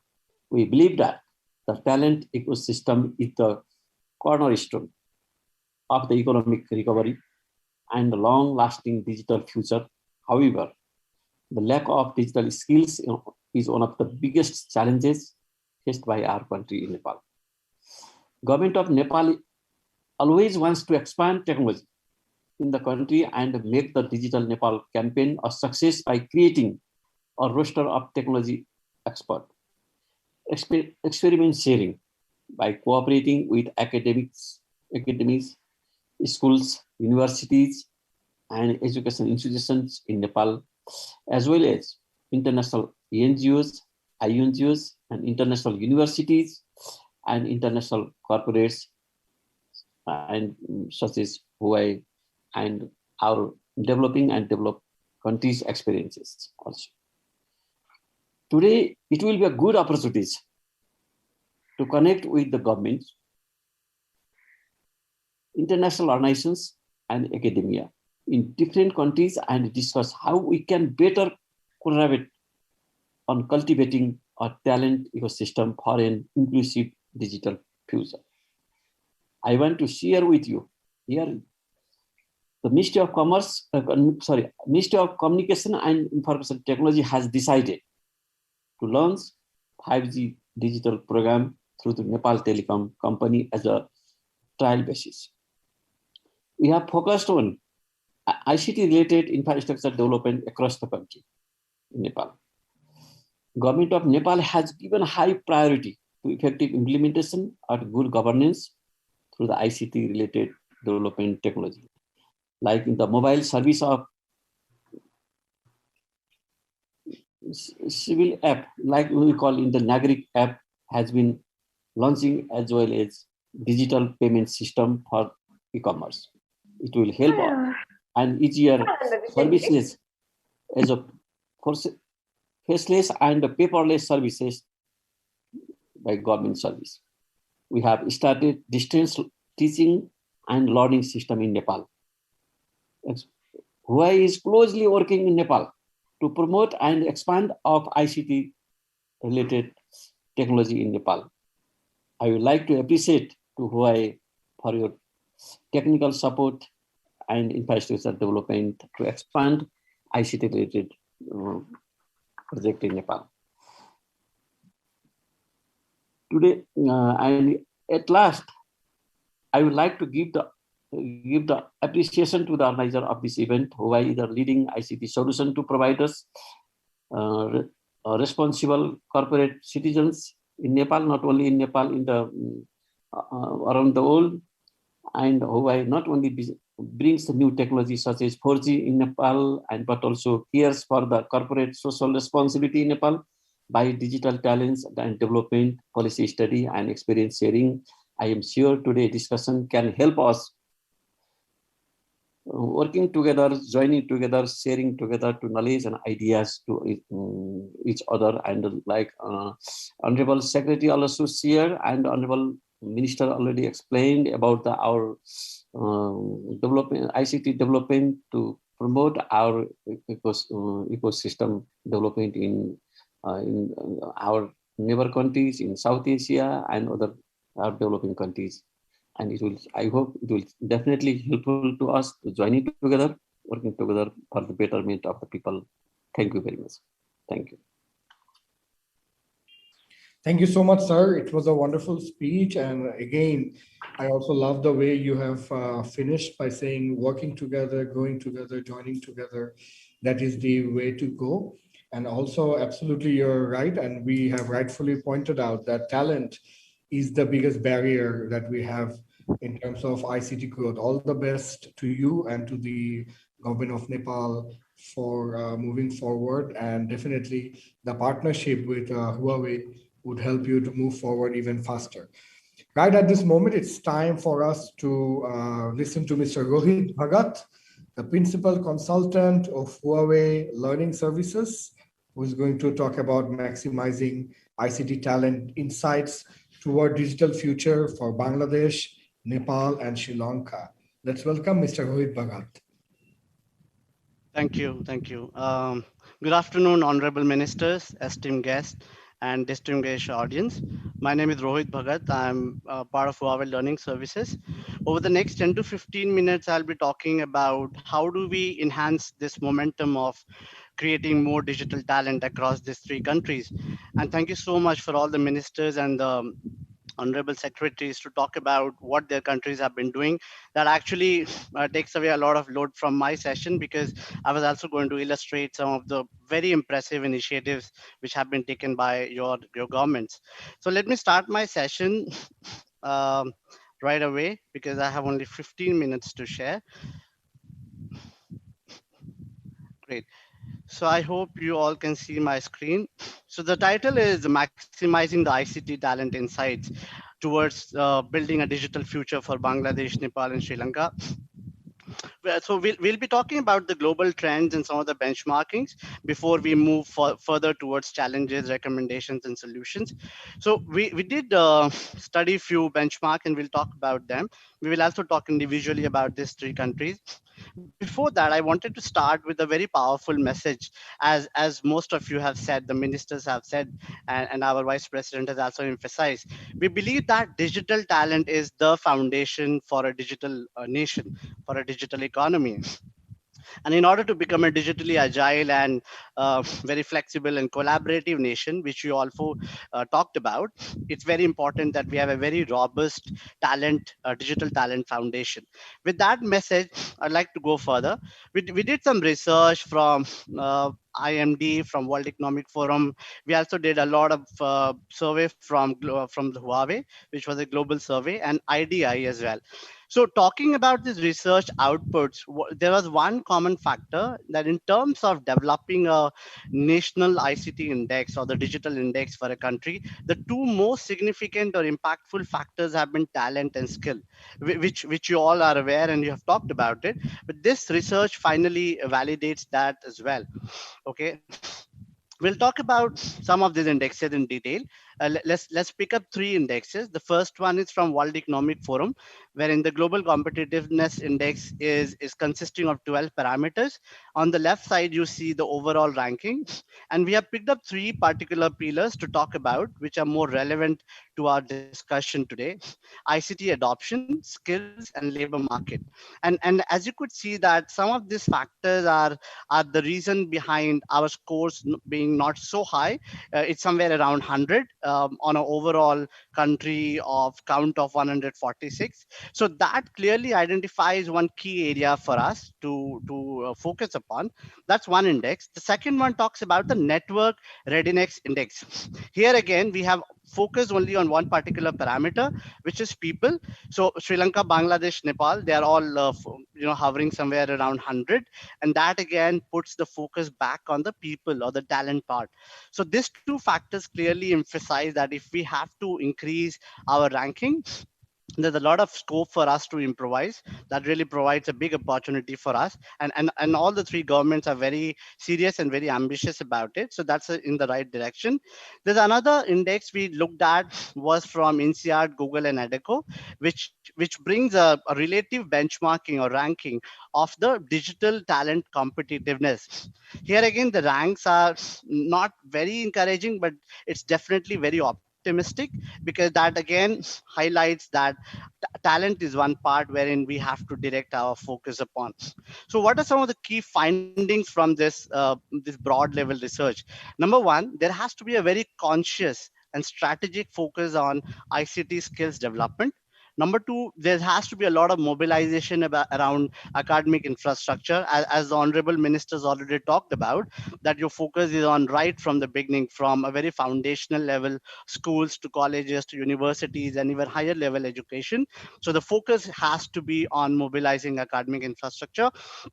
Number three, as again, it has to be about developing a national talent ecosystem, and how do we bring together all the elements and orchestrate a very robust digital talent ecosystem. So those are some of the key takeaways from our benchmarking. We will look at some of the government policies, and I must say that all the ministers have covered very vividly and very clearly all the initiatives that the government is doing. I will take few seconds on this. So there is a dedicated ministry for all these countries. Bangladesh, as Minister Junaid Ahmed already talked about, it's set to be the 24th largest economy in next 12 years. The policy was already set in 2009, and this year they're supposed to achieve a digital economy, and by 2041 a knowledge-based economy. So very impressive work happening there. Again, for Nepal, they have this digital Nepal framework, which has identified 80 key digital initiatives in 8 sectors, which is very ambitious, and I think the work is going well. In fact, the digital Nepal framework is supposed to impact to the tune of 800 billion Nepalese rupees by next year, which is a very big target, and I'm sure the Nepalese government is working towards that. Sri Lanka again is doing a lot of work, as the Minister De Silva talked about. So they have this digital Sri Lanka policy for 2020 to 25. Some very good work happening there around innovation labs, around startups, and so on. So very good work from all the three ministries. Some of the common grounds that we found, despite all the differences. For example, Sri Lanka, as the minister said, is a very agriculture-based economy. Nepal is a very tourism-based economy. Bangladesh is one of the largest exporters of IT services, 1 billion, and they have a target to make it to $5 billion very soon. So some of the common factors. Digital vision is a very clearly defined vision for all the three countries. Even at the president office level and prime minister office level, all these three countries have very high potential and appetite for digital inclusivity. In fact, Nepal has this slogan that prosperous Nepal, happy Nepalese. The digital vision statement of Sri Lanka says a better life for people. So that means that there has to be a lot of focus on inclusivity as well. And thirdly, all these three countries are looking at creating more and more knowledge-based jobs, because they have a huge pool of young workforce. Let's move forward and talk about some of the challenges that all these three countries have in common, besides some of this being the global challenges, but how some challenges are very pertinent to these three countries. And we will be talking in three particular categories: government, industry, and academia. So in terms of the government, the first challenge is, okay, we have very robust digital vision policies and mission statements, and we also have good documents around that. How do we translate them into accessible talent development solutions? How do we reach the remotest part of Sri Lanka and Nepal and Bangladesh, and make sure that our policies are achievable, realistic on the ground, and they are accessible to the people that they are meant for, to communities, societies, professionals, students, all of them. At an industry level, I think the challenge is, how do we develop a nationwide or a region-wide skills framework standard for ICT roles? I tried to do some research, but unlike the US skills framework, USA, Singapore, Australia, I couldn't find much around the ICT skills framework. I think some of the governments are doing some efforts around it, but that remains another challenge, because it's such an emerging and a huge field that right now we do not have very focused standard at a national level. Number three, in terms of universities, as some of you ministers talked about, that you are creating good, focused technology universities. You are also having good tie-ups and building more ICT-focused universities. So another challenge is how do we upgrade and channelize the overall academic and training infrastructure? Why can't we have an Ivy League kind of university in our region, in Sri Lanka, Nepal, Bangladesh? Why can't we have good pedigree and caliber of universities which actually attract talent from all over the world? So that remains another challenge. And finally, how do we bring together all these stakeholders and facilitate as a government for building and co-creating a digital ecosystem, which will also help us to mobilize the talent? So that remains the fourth challenge. From the challenges, we'll be looking at certain recommendations which we feel as Huawei Learning Services could address some of these four challenges. So number one, our policies at a national level have to be very empowering. They have to be relevant, futuristic, contemporary, and they have to empower the startups, the industries, the students, the professionals. So the policies itself should have default mechanism to make them very empowering for the overall ecosystem. Number two, how do we ensure that what is being taught in the university is very synced and aligned with the industry? How do we provide a certification which is very industry recognized? That's another recommendation. Number three is how do we fulfill the resource adequacy in terms of faculty, in terms of labs, in terms of resources, infrastructure, that our academies are well equipped and they have a good pool of trained faculty who can create good pool of trained ICT professionals.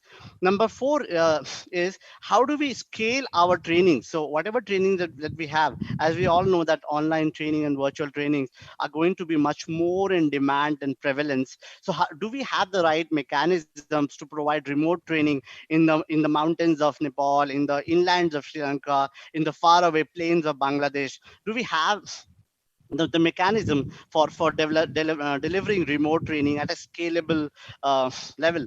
And number five, as for example, Bangladesh is already having 28 labs, and they plan to make it to 64, which is very impressive. And now Sri Lanka is also working towards a hybrid lab, as the minister just talked about. So those could be some big recommendations, because that's where the real innovation happens. And number six is co-creating the ICT ecosystem. How do we motivate the industry, the startup, the community at large to come together and develop a platform which is an ICT ecosystem, wherein different players from diverse backgrounds do come together and help in building the digital economy? So from these recommendations, we are going to look at one particular solution, which is not a big solution in itself, but that could lead to big outcomes. I'll be talking about that in my next slide. And to start that, I'll be talking about how can we initiate or how could we enhance the national ICT talent building through affirmative ICT talent white paper. So I'll be talking about how an ICT white paper could be a very good start for not only at intellectual level, but also at application level. As Minister De Silva talked about, we also need to look more at the application level. How can we generate that? So we just looked at 6 recommendations here, and I'll talk about how the white paper could create value, which will touch upon a lot of this. So we cannot address all of them. As you know, policy level initiatives are long-term plans, but a white paper could give us a good head start. Now let's look what kind of value creation can we expect at the same 3 levels. At the government level, a thoughtful, advanced white paper brings a lot of country branding and thought leadership. So establishes a country with a very robust white paper as someone who is acknowledged to be a thought leader. Number two, it also helps in attracting the foreign talent, expertise, and investments because of the thoughtfulness and relevance of the white paper. Number two, which I think is one of the most important factors, is it helps the government and industry and academies to review the policy and look at what are the indicators which have been identified through research and analytics to help us to do a corrective plan, a more progressive plan to identify the areas for ICT capability building. So that's number two, value creation for the government. In terms of industry, A well-written white paper, which is very well orchestrated and thought through, and kind of talks about the real challenges, the real solutions. It will also empower an innovation culture. It will motivate the tech startups that our government, our industry setup is very serious and very contemplative about our ecosystem. That's why this white paper is a good start. Now, at the academic level, it also helps us to upgrade education, skills framework, and training, because the white paper will not only analyze where are some of the gaps, but also do a benchmarking and then come up with a very well defined, very precise and calibrated plan for how do we upgrade our education frameworks and training. And finally, a white paper could also help us in the certification mechanism, which will help more employability to the youth, which will be like a token for the youth to go out in the industry and look for ICT jobs. It will also align the talent demands and supply chain for creating more value based, knowledge based jobs. So how does the white paper work? So in terms of expertise to write the white paper, and especially for focus on digital, it has to have a lot of ICT intelligence. Number two, it has to be aware of the global trends and practices, which means the global digital cognizance. And of course, there are elements of analytics, creativity. And another very important part, a white paper should not be just limited to an intellectual document. Rather, it should be something which leads to application, which leads to action, which leads to better policy making oriented towards more progress at a ground level, at a policy level, at a consumer application level. In terms of collaboration, apart from Huawei, some other partners could be the government and ministry, like we usually partner with the Ministry of Information Technology or ICT or Ministry of Higher Education and so on. We can have telecom operators like, let's say, Axiata, Robi, Dialog, Nepal Telecom, and so on. We could also have partnerships with public institutions. Like last year, we wrote a white paper on 5G in China, and we had CAICT, which is China Academy of ICT, which partnered with us. We could also have universities write and co-author the white paper with us. We could also have some industry vertical players joining us, and if required, we could have some consulting firms as well. Now, in terms of clear value addition, I want to talk about three main factors. How can the ICT talent white paper catalyze the national digital agenda? The ABC factor. Number one, A, which stands for the actual diagnostic and benchmarking. That will give us a very realistic picture of where do we stand, how does our digital landscape look like in terms of our infrastructure, people, training, education, employment, and so on. Number two, that will give us some guidelines, as I said, very conclusive indicators of building focused action, and that will enhance our digital momentum. So we know that we are going in a particular direction. For example, Bangladesh has this mission of being a digital economy by 2021 and a knowledge-based economy by 2041. So what are some of the key steps? And maybe after the white paper, we come up with more concrete focused actions. Number three, C is consolidating the thought leadership and mobilizing the national and global ecosystem. For example, Nepal has 80 digital initiatives.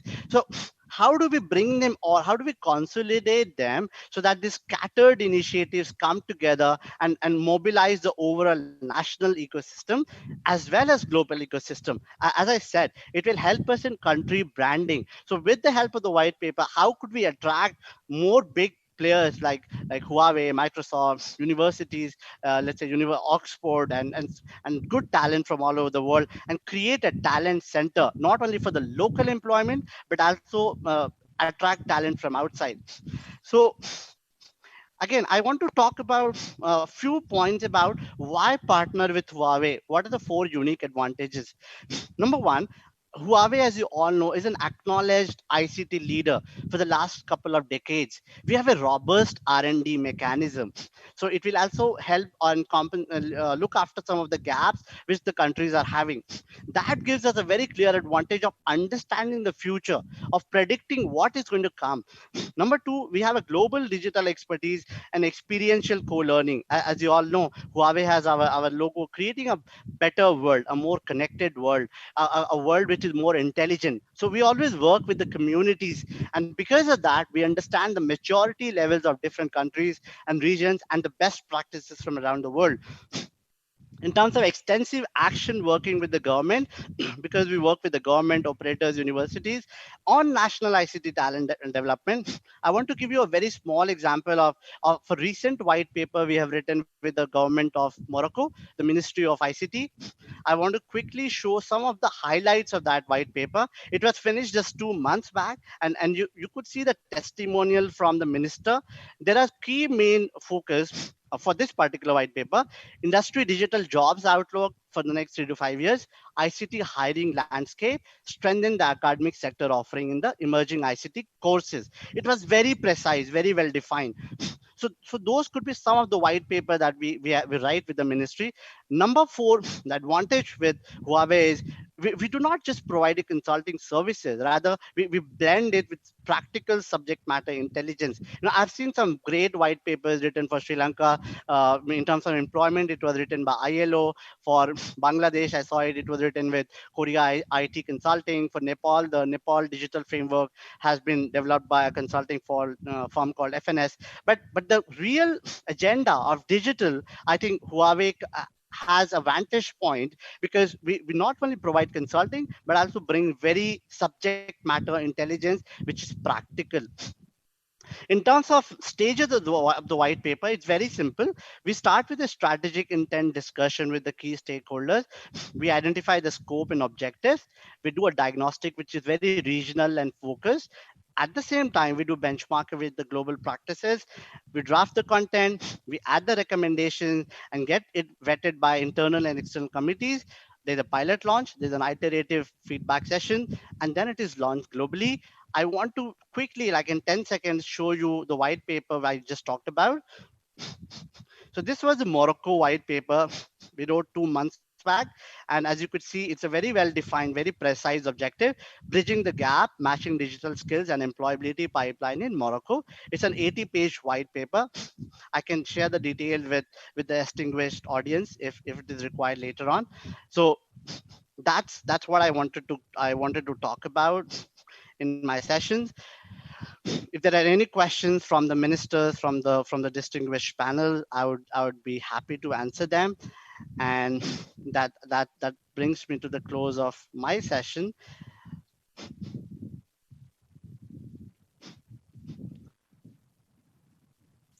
Thank you so much, Mr. Rohit Bhagat. I think it was a very insightful and amazing presentation. I love the way you have developed the slides, and in one single slide, the amount of depth of information it carried. Absolutely amazing areas you have covered in terms of strategic focus on ICT skill development, mobilization, the academics, and the national talent ecosystem. I think for me personally, the best part of the presentation was the ABC factor, where you talked about building the focused action, where you say that the actual diagnostic of the problem, which is the A, and for the B, the building focus actions, and for the C, consolidating thought leadership. It was just wonderful. Thank you so much.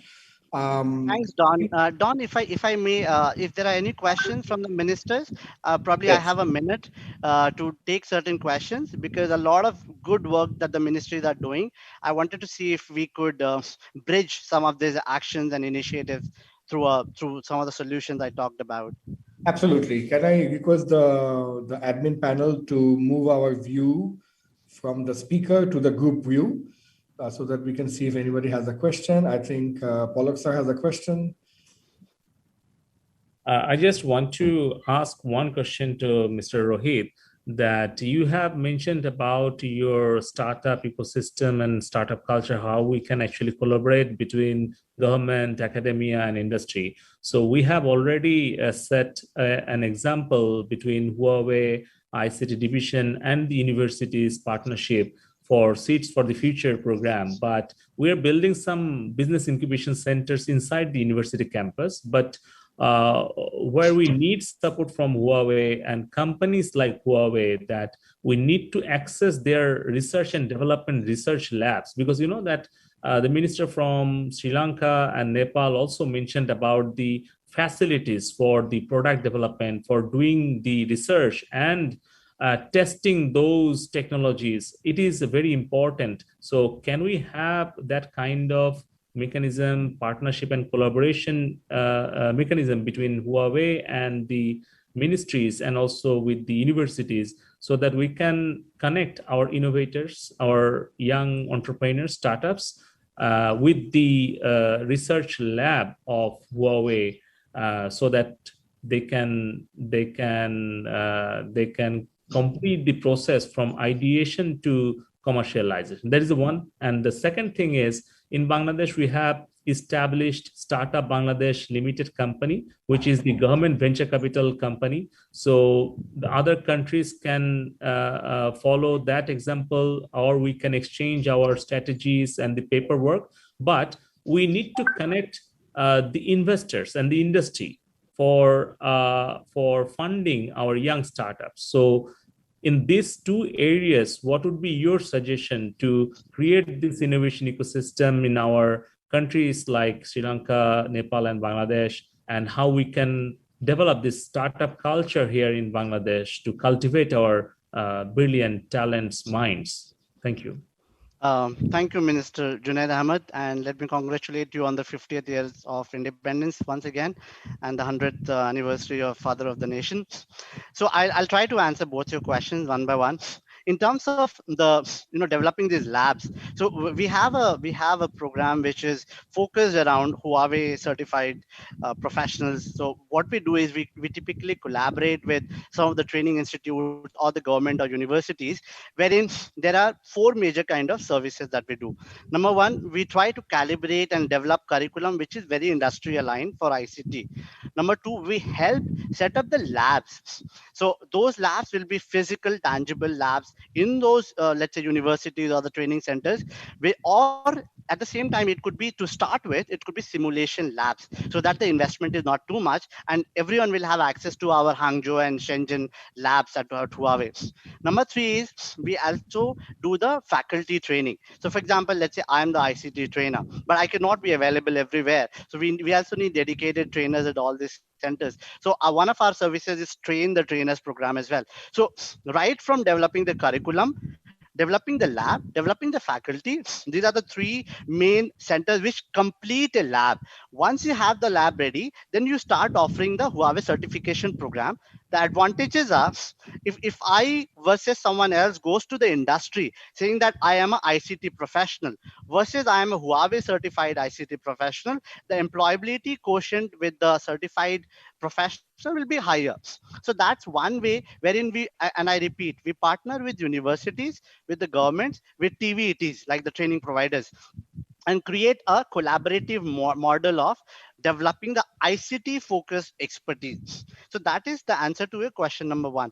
In terms of question number two, how do we enrich these incubation centers? How do we bring more feeding and more funding for the startups? So what I mean, apart from Seeds, which is a very academic and a very talent development initiatives, there are also some other initiatives wherein we try to mobilize an ecosystem. So we work with industry partners. For example, a lot of big manufacturers in China and some other parts of the world, they're having captive network providers. So if I'm a big steel manufacturer, I will have my own 5G center within the factory. So what happens, that will generate more employability. That could also act as a live lab for people to come, and let's say I am an automation startup. I could come to that factory wherein smart manufacturing happens with the help of Huawei provided network, and that itself becomes a funding ground. So it's all through an ecosystem. And like I said, there could be diverse elements in that ecosystem. It could be the industry player, it could be Huawei, it could be a very small startup. Let's say I just provide a chip transfer mechanism, and I can also be a part of that platform. So by this two way, Huawei definitely empowers the ICT youth in the country. I hope that answers your question, Minister Ahmed. Thank you very much. Thank you. Thank you, Minister. Are there any other questions?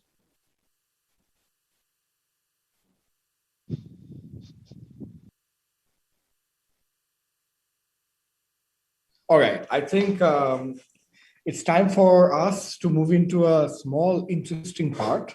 I would request all of you to turn on your cameras because we wanted to take a group picture together to seal this wonderful memory of all of us, participating in this event together. So can I request the admin panel to put the view on the gallery mode view so that we don't have any individual on the screen, but together all of us are here. Yeah, to change the view into gallery mode. I can do it manually for me. Are you all seeing each other? All right, so can I request all of you to sort of,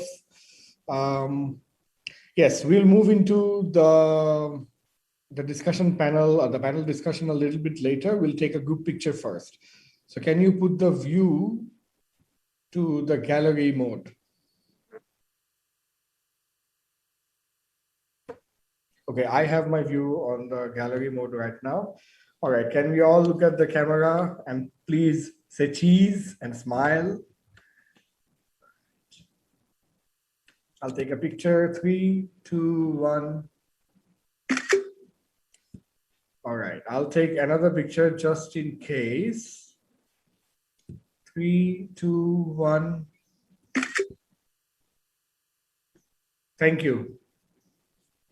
Thank you so much. Now, moving forward, we are at the last part of the program where we'll have a small panel discussion on the topic of cultivating a talent ecosystem for inclusive digital prosperity.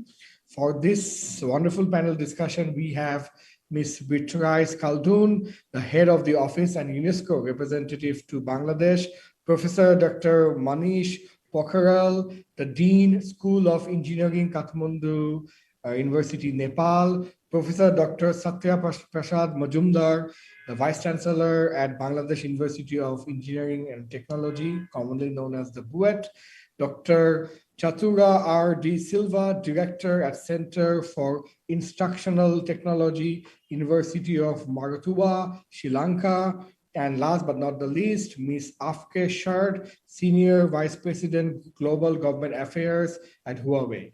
So can I request all of you to be here?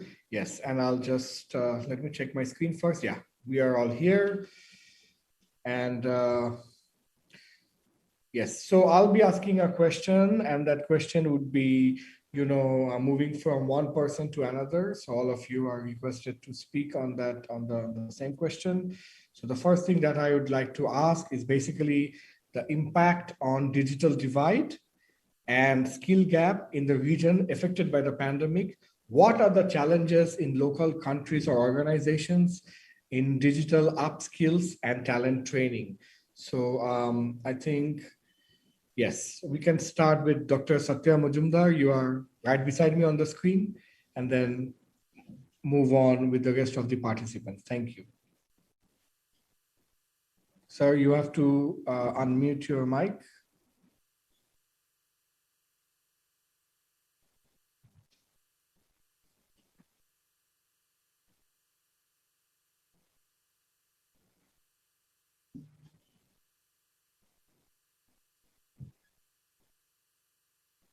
So you have to unmute your mic.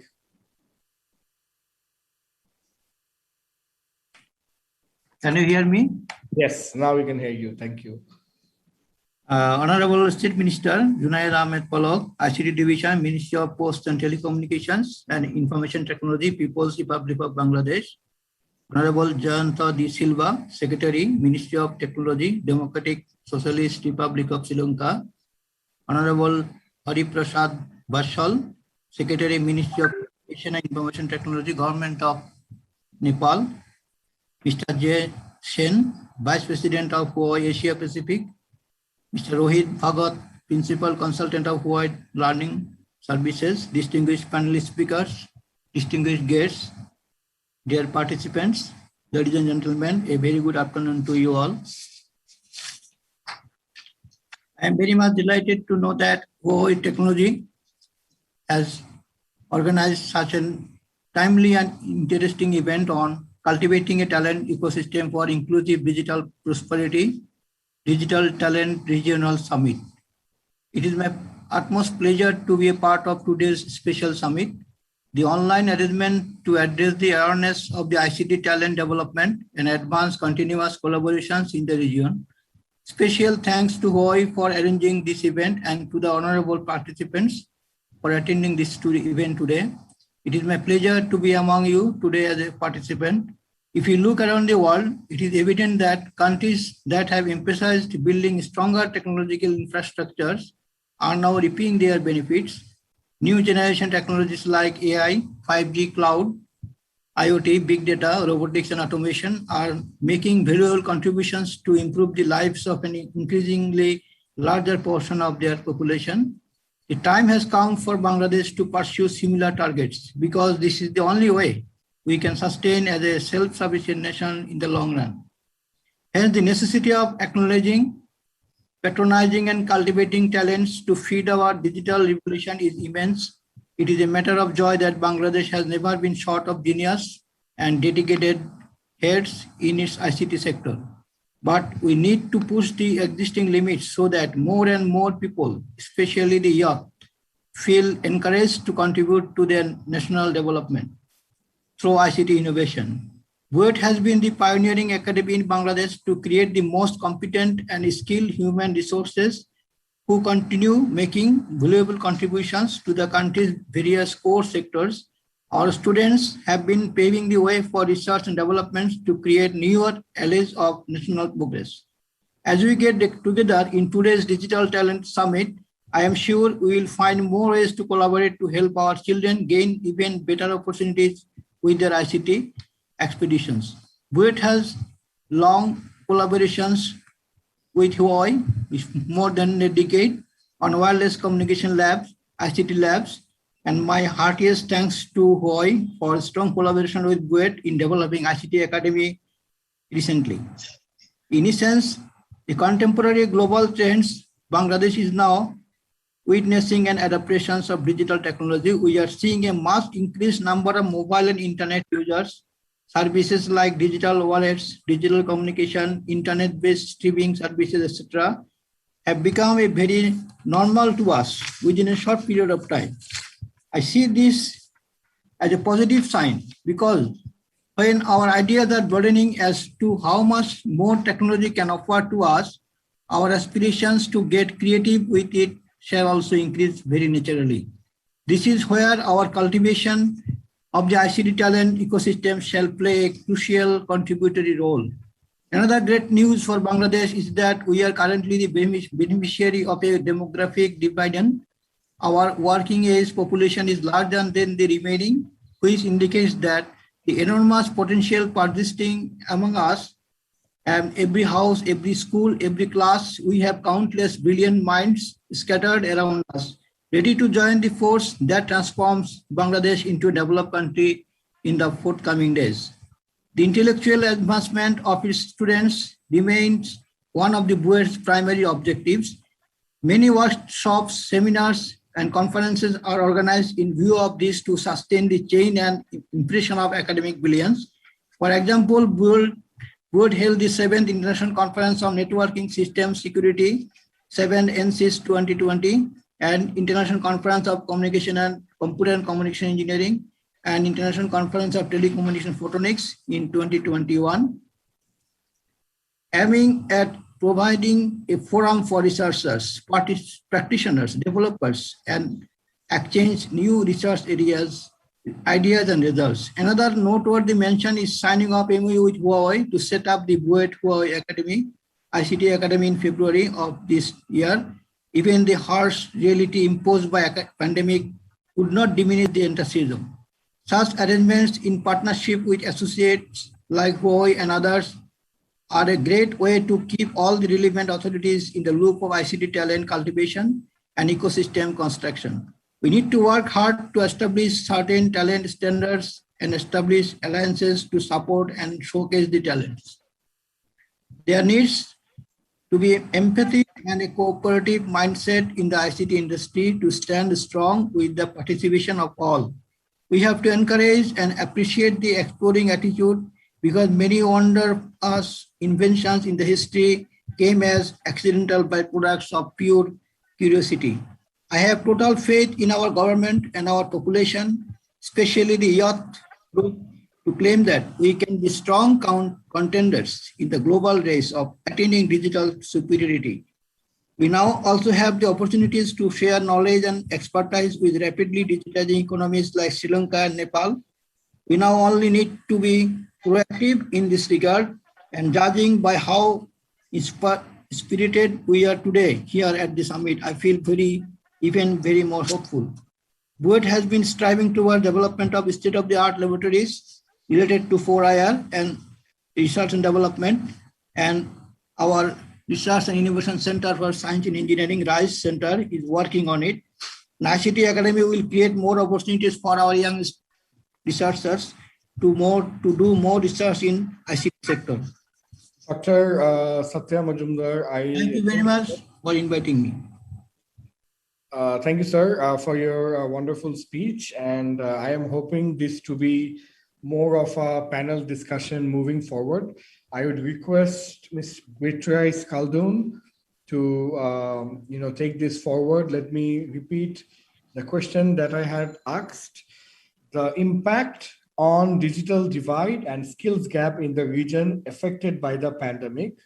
What are the challenges in local countries or organizations in digital upskills and talent training? Thank you so much. I'm looking forward to hearing from you, Ms. Beatrice Khaldun. Yes, thank you. So I'm answering actually to the question asked, or trying to answer to the question asked and not give a speech. I mean, I think we have, we all know, and I think some of the speakers have talked a little bit about the impact on the digital divide and the skills gap in the region affected by the pandemic. But actually, as just said, actually, initially, I think the pandemic helped us to overcome sort of the digital sort of non-activity in a way, and to improve ourselves initially, because we were thrown in closed schools. I mean, in Bangladesh, large schools are still closed, and in many other countries. So initially, we basically made a big jump to suddenly do everything digital, including that for learners and for people in the industries and so on. But I particularly want to focus on sort of education side, and beyond universities, go to schools, primary, secondary, and so on. So that there suddenly was the digital and distance learning aspect, which was initially great because there was simply no choice to move forward. But then it showed also the gaps, and to make it a little bit more realistic, the government of Bangladesh, and we have heard this already from the state minister, but of course also from the education ministries, from other ministries, from the Vision Bangladesh through the access to information, the A2I and so on. There have been, of course, great efforts, I think, by the Bangladesh government in bridging these gaps through radio programs, TV programs, different ways to reach basically the learners. And I think initially that was very successful, but we as UNESCO, we have, for example, supported a program supporting the government in radio-based programs, but that in the end means not only the radio, but means iPhones and different sort of software. But there were, of course, a lot of gaps with simple things like internet connectivity, with teachers not being prepared in teaching in this kind of digital new context. The teaching materials were not ready to be in a digital mode. So there were so many aspects that one realized one had to sort of jump in and struggle. And I think one has to give a kudos to the teachers that actually did a great job wherever they were, and many other people. but found these skills, these gaps. And we did, for example, an assessment of the one radio program where we developed contents and adjusted contents to be on the radio and be in the digital mode. And the assessment shows, yes, it was good, but there's still problems. As I said, connectivity, teacher skills training, and so on, and the different ways of improving ICTs and these kind of aspects. So, of course, challenges then for a country like Bangladesh, and I would assume that Nepal and Sri Lanka and many other countries will have perhaps similar issues. Yes, it is connectivity, it is skills, it is building up the whole ICT in the widest sense. So it's not only, I think we should not only think about actually the academia. So in a way, I disagree, because we need to start from the beginning. So that means, from the primary level, secondary level. So we are at a stage where we cannot only think of the academia, we need to think also from the very beginning of education. And that means even kindergarten, community learning centers, the primary, the secondary level, before even we go to the academia, and build the whole cycle up. And then, of course, at this point in time, also work with the workforce. We need to bridge the gap between what is, I noticed this, that there is not a perfect match between what is taught in school and what the industry needs. And there ICT is also leveraged. So I leave it at this, but sort of these are sort of some of the findings that UNESCO has gained, particularly in Bangladesh, but also with some global vision at this point in time, with the influence particular of the pandemic. Thank you so much, Ms. Vertres, for your wonderful speech. And I totally agree with you. The teachers did play a good job. I mean, they did a good job in terms of sort of getting accustomed to the new normal and teaching online. Thank you so much. I would now request Dr. Manish Pokharel, Dean, School of Engineering, Kathmandu University, Nepal, to deliver his thoughts on what are the challenges in local countries or organizations in digital upskills and talent training. Thank you, sir. Thank you very much. Thank you very much, Hawaii, for making this possible to be together. Thank you very much for these opportunities. So let me start how the impacts of digital divide and skill gap on the pandemic. So the fact thing is, this pandemic has set everything to the zero. So zero means, and also at the same time, this pandemic has divided the world into two eras. One, before pandemic, sometimes we call the PP, and the second one is after or during pandemic, ADP. So the entire world is divided now into two eras. And since it is divided, so the challenges, problems, issues, opportunities before the pandemic and after the pandemic is entirely different. So once the challenges are different, problems are different, issues are different, definitely we have to seek for the new skills. The skills which we used to have before the pandemic may not be relevant. So the skills is now the different skills, and to promote that skills, to give the power to this skill, technology is a driving force. So technology also has to be different. So what do I want to say here? So now the technology during the pandemic or after the pandemic, or we don't know how long this pandemic goes, but technology could be the artificial intelligence, cloud computing, Internet of Things, big data, virtual reality, augmented. So these are the technologies that will rescue us in the pandemic. So talking about the digital divide, I think since I have said like we are in the new era during the pandemic era, concept and definition of digital divide also is different. I don't think it is it is not the gap of having and not having the digital devices. It is more on the quality of services, because in our country, Nepal, we have the 135 mobile penetration rate. So that's very exciting data. So it doesn't show that we are having the digital device problems. Only the issue is the gap of the quality of service. The service that we are getting right now in the city area or the service in the remote area should not be the difference. This should not be the gap. So that is what I would like to focus here today. And also I'm more concerned on skill and knowledge gap, which is very difficult to reduce. And we have to start right from today. And this is a very good consortium, very good platform to be united. And we have to start right from today. And at the same time, this is also not the local issues, because the global issues, because this gap is not only for the least developed country and developing country that we have to understand. It even affects the developed country, because now we are not only interdependent because of the high speed, we are not only interconnected because of the high speed internet, but we are now more dependent, interdependent, globalizations. So we have seen why we have taken so much time to overcome this pandemic, why we are taking so much time to overcome this reliability of the vaccine. So this all because of we missed the train of understanding the interdependence of entire globe. So that is the divide, I think, that we have to understand. And coming back to the challenges, I think the first challenges that we do have, especially in the least developed country and developing country, is the mindset. The mindset is, if we are ready to adopt the technology, if we are aware of the technology, simply sometimes just to know the technology is not enough. We have to apply the technology. And there is kind of syndrome, like we get scared. What happens if we go, if we do not get succeed? So that type of syndrome has to be removed. So mindset is one of the key challenges. And also we need some kind of adaptabilities and technology adaptations, so convincing to the entire citizens and the policymakers, that could be the another challenges. But at the same time, another core challenge is what I have seen is employability, not the employment, because the nature of job is keep on changing. Before the pandemic, we never taught our students how to work from home, but now they have to work from home.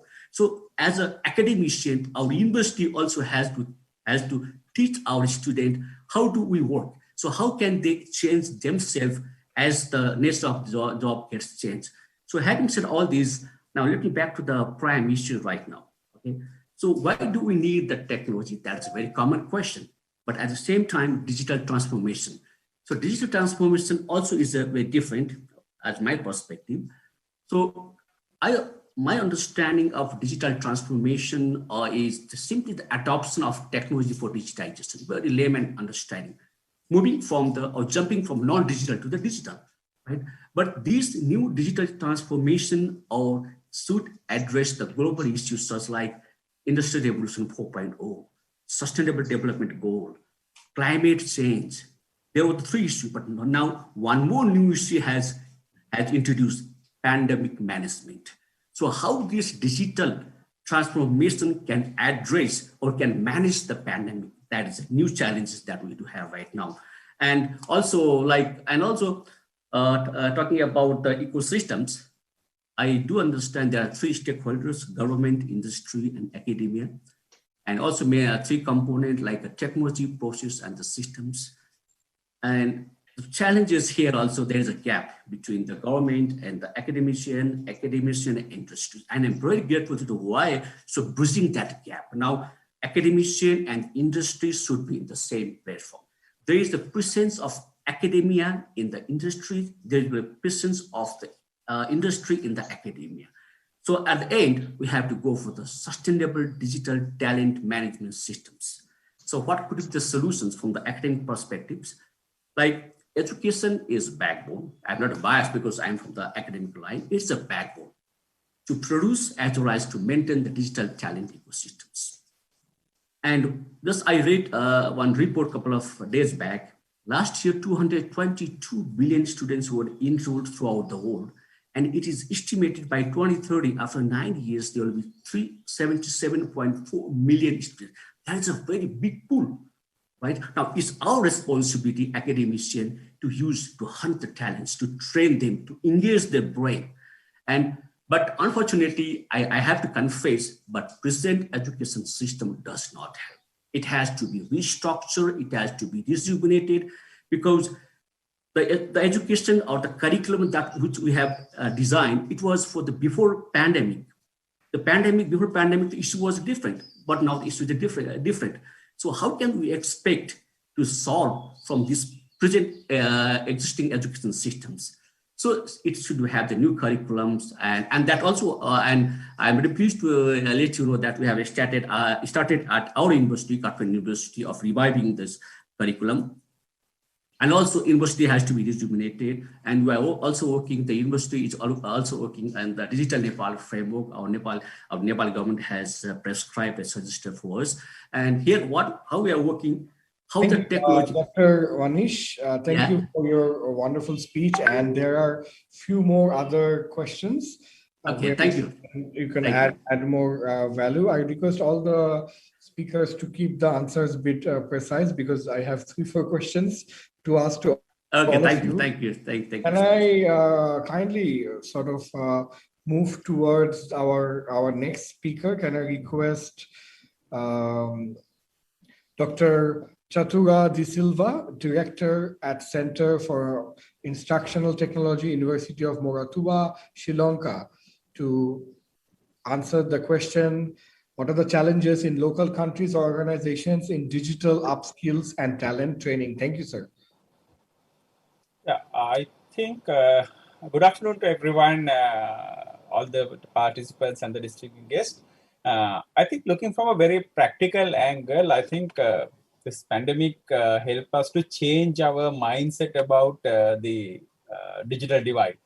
For example, I mean, before this, when we tried to introduce, let's say, e-activities like work from home, maybe distance learning, etc., there were a lot of concerns in the society.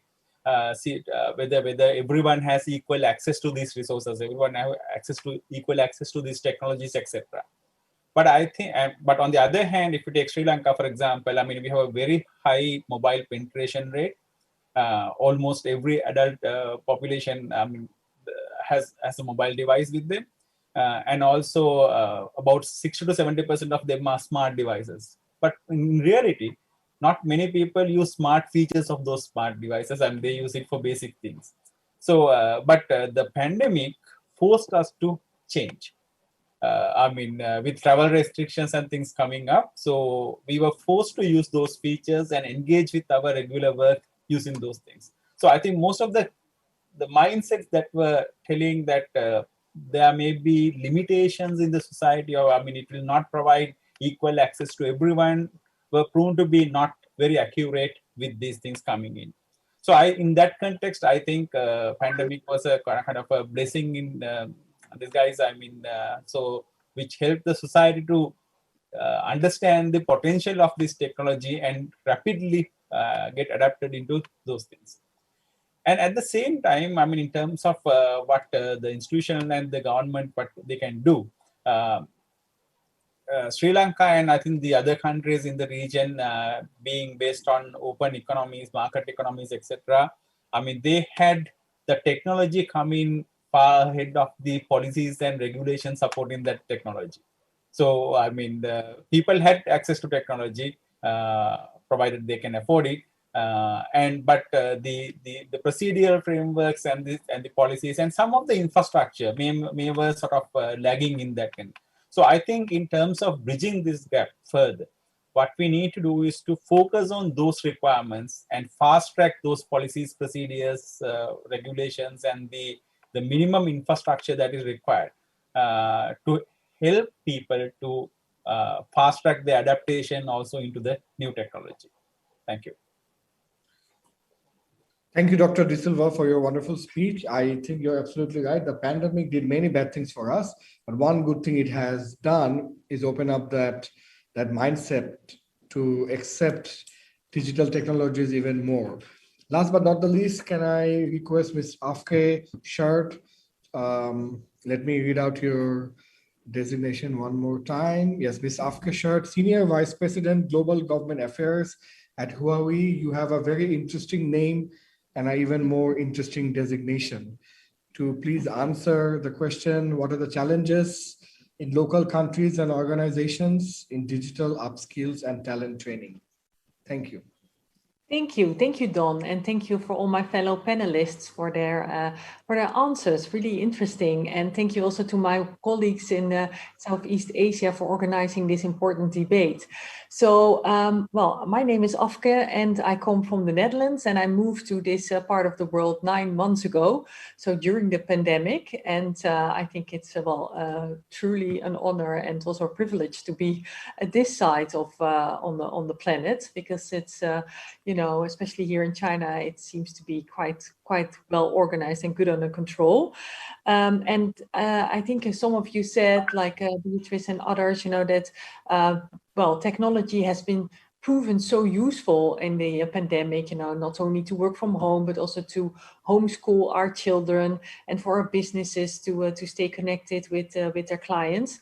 And we have been providing a lot of those technologies around the world for that. But still, there is a very, very huge digital divide that we need to close. Because not everybody was able to pick the fruits from technology during the pandemic. So we still have over well, millions of people that are not connected right now. So 2.2 young people, 2.2 billion young people on this planet do not have access at home to internet, and we also, I give you another number, that approximately 2 billion women, it's just such a massive amount, are not connected at all. So there's still a world to win to get people connected and to enjoy what technologies can bring. And what we have seen that the countries with the high majority on ICT were able to respond to the pandemic much more quickly through digital transformation than others. And so we believe that the need for innovative technologies is stronger than ever, and it's becoming increasingly clear how crucial digital development is. And well, we face another challenge here, and that is the main topic of today, and that is the shortage of high quality talent. And in all the new technologies that are currently developed, like AI, cloud, 5G, 6G, you name it, we have a global talent shortage, and it's estimated now around 38%, with the top 10 hardest jobs to fill in a STEM profession. So that's really worrying. There's currently a 200 million person shortage of ICT skilled workers around the world. And we really need to do something about it. And it's not something that we can do alone as the tech industry. We need to work with governments to make policies to make that happen. And, you know, because first and foremost, education is a public good and needs to be, you know, worked around with by governments with the support of the corporate sector. And to bridge these skills gap, we have been doing quite a bit of programs in Bangladesh, in many other countries that we have been hearing about.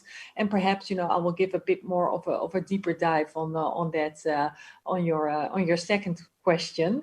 But we believe, in short, that education, that empowerment can transcend age, countries, and levels of economic development and help bridge digital gender divides worldwide.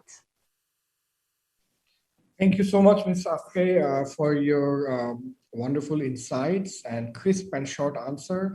I would again request Mr. Satya Majumdar, the VC for GUET, to take on the mic and answer my question on what might be the biggest driving force for the digital talent ecosystem, the government priorities and policies, or level of academics and talent pool availability, or our vibrant digital economy.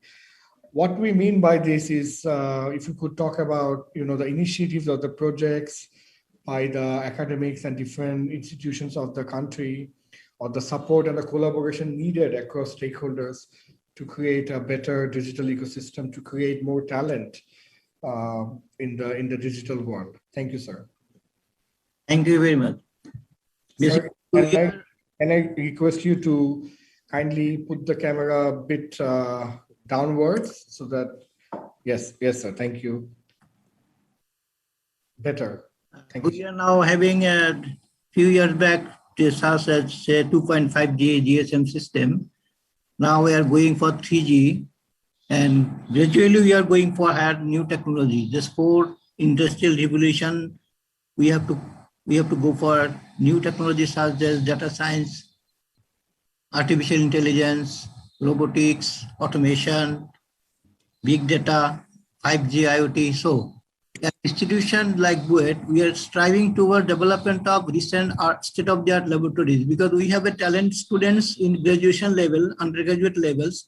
But if you have to adopt the higher technology, we must train up our students, even the students in the college level or students in the school level, they are away from the new technology. So in the school level, we have to revise the curriculum. In the higher secondary level, we have to revise the syllabus.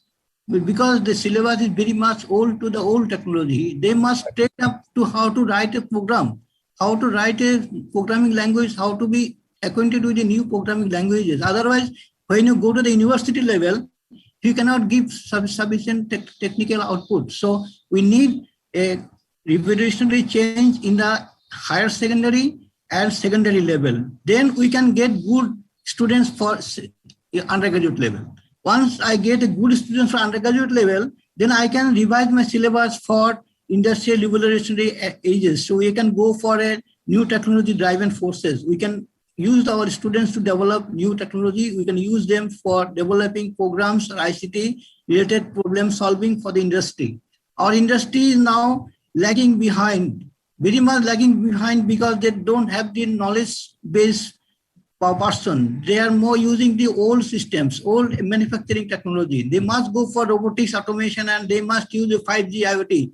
But there is a lack of talented person in the industry. So universities should go for collaboration with the Huawei or other similar mega project laboratories, so that we can have collaboration with this kind of collaborations will create awareness of the students and give more opportunity for students to do research and find out the way out to develop a software or hardware and can contribute to the society in terms of industrial revolution. So I think the importance is there should be the policy making by the government, so that there should be curriculum development, there should be laboratory development, there should be industry, academia collaborations, and we need support from Huawei so that we can have a good understanding of the students for new technology revolutionary changes. Thank you very much for the question.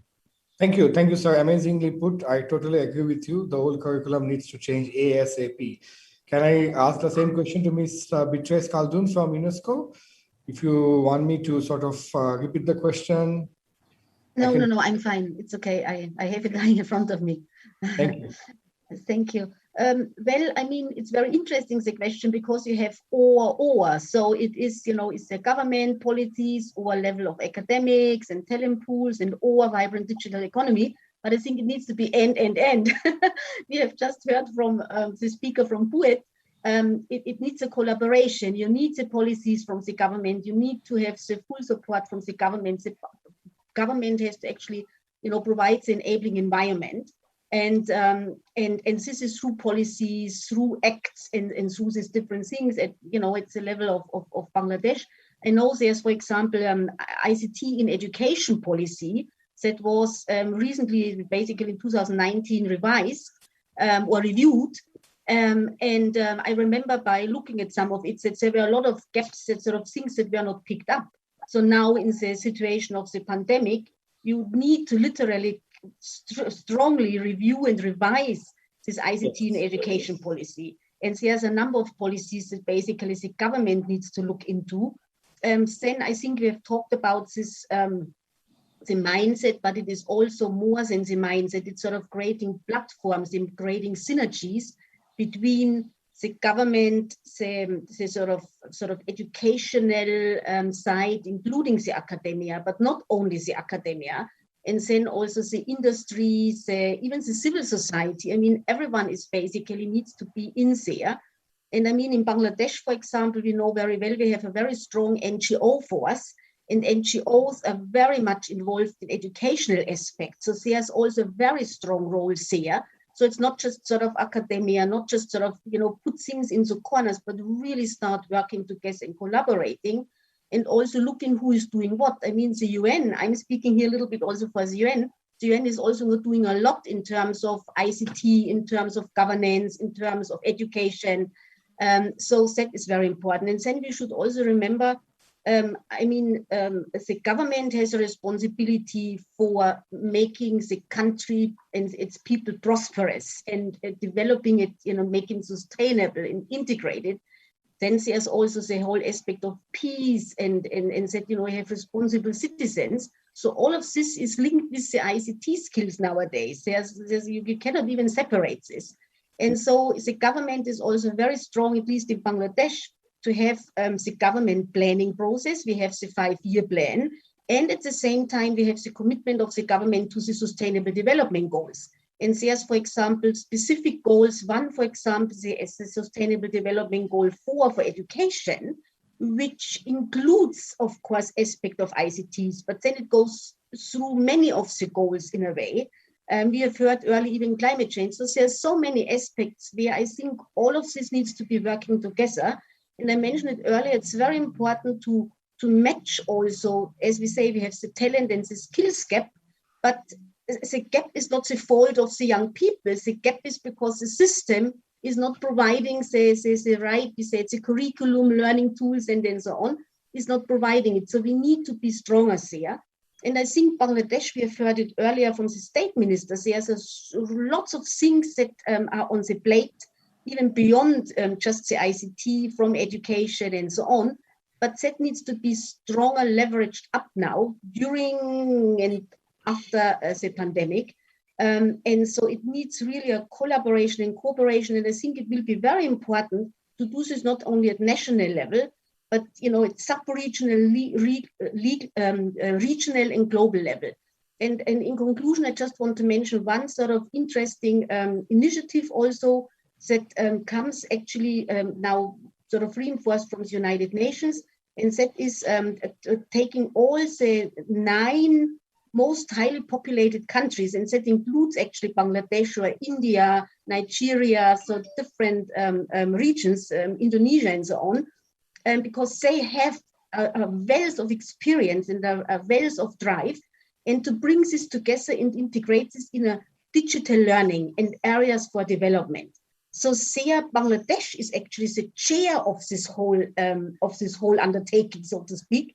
And so I think there's a huge responsibility and role also for Bangladesh to activate all of that findings and knowledge and skills and ideas and provisions and platforms that are there, to put this all together in a smart way and move us as a national level and as a regional and global level forward. It sounds a little bit sort of futuristic, but I think these visions are important. Visions drive policy and visions drive implementation, and visions need to be there to have an aim to go to also. So there needs to be, I think, and that's why it's a sort of vision Bangladesh also. So that I think is also very important. Thank you so much, Ms. Beatrice, for your wonderful answer. Can I request Dr. De Silva to answer the same question? It's Yes, I think we need a change in policies as well as approach to our, strategies in sort of further developing this talent pool. Now, for example, ICT related subjects and have been in our curriculum even at school level for quite some time, over a decade. But if you look at those subjects, they are more theory oriented rather than being application oriented, as our secretary suggested earlier. I think it's time for us to relook at these curriculums, these programs, and make them more towards more application oriented, ranging from day-to-day applications up to more advanced applications like artificial intelligence and decision support systems, etc. So I think it should start from beginning, and also in terms of the adaptation of technology. I think mostly the initiative comes from the younger generation. So if we help the younger generation, I think that will automatically get populated into the other stages of, other sectors of the population. And in this context, I think our country has done a lot. I mean, they're doing a lot. For example, my own university, University of Madrid, recently signed an MOU with Huawei to establish a technology innovation center at the university. It's almost done, and it's scheduled to open in the very near future. And also, we also started offering the Huawei certification programs through the IT academic programs in the university. So those are offered to our internal students, as well as we offer them to people in the industry, and especially in the government. So we are currently we are on the train the trainer program, and soon after that we will be officially launching that program as well. Thank you. Thank you so much, Dr. Manish Pokharial. Thank you, Mr. Dodd. Thank you very much. Yes, like as our distinguished panelist also has said, like, this adverse situation, it comes, it opens our potential.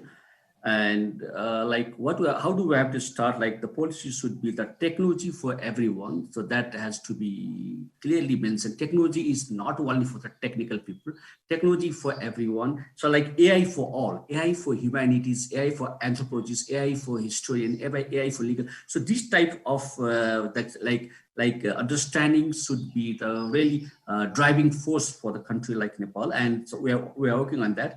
And also, it has to start right from the school. Like we have to, like for high school, we have to teach them like artificial intelligence, big data, data science. These are the very crucial courses, because no matter like whenever or wherever they go, so they need this artificial intelligence or the big data or data science. So that has to be started right from the school. That my understanding, and we are working on that.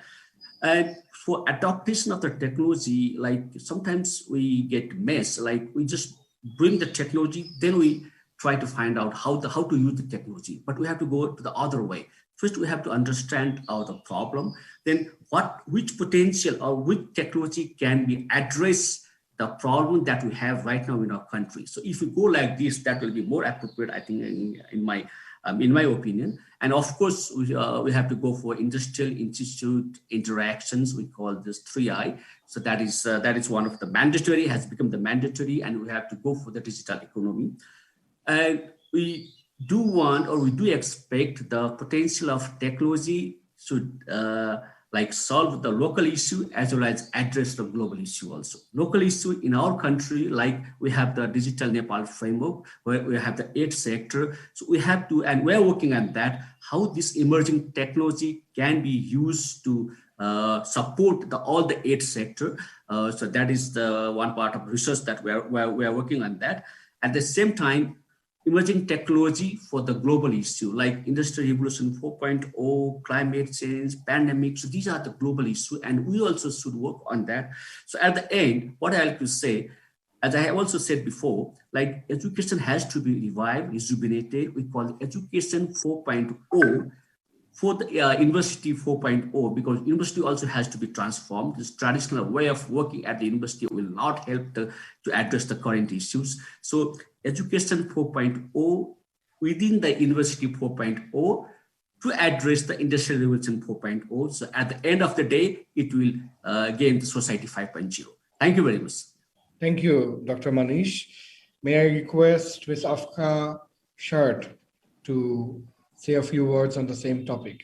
Thank you. Yes, thank you, Don.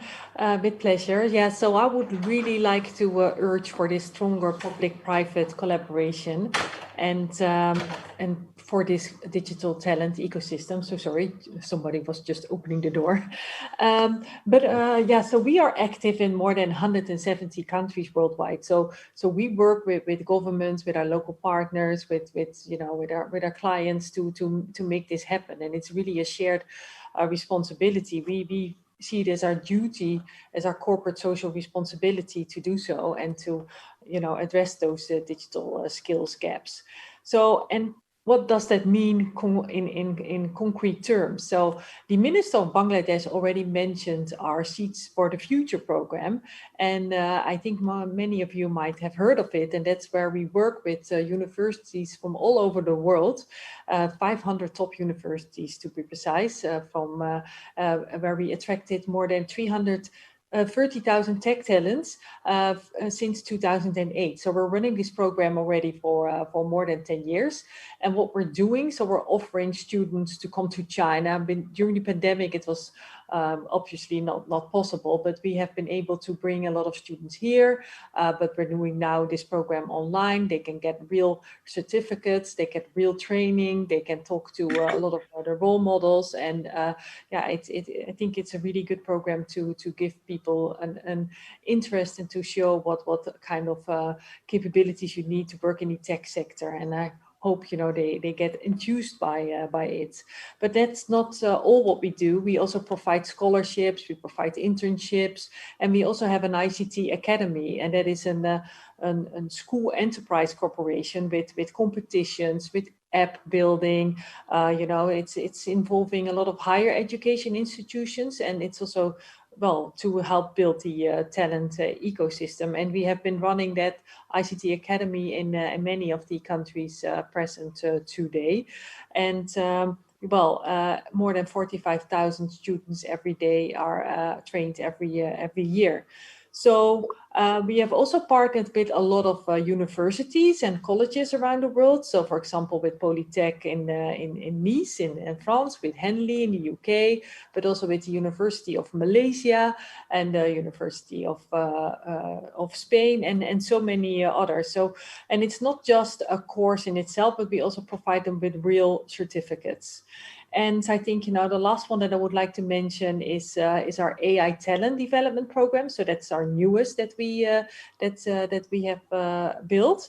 And that's where we are training students to get a certified AI associate artificial intelligence certification. And that is a training, that we will run for the next 3 years, because we have a lot of shortage when it comes to AI and big data. And perhaps, connected to that, we have also a Kumpeng computing industry talent program. And that is, in the field of processors. And that is doing something very likewise, creating standards, creating programs for talents, and to use new technologies like AI and cloud. And that we will do for the next years to come.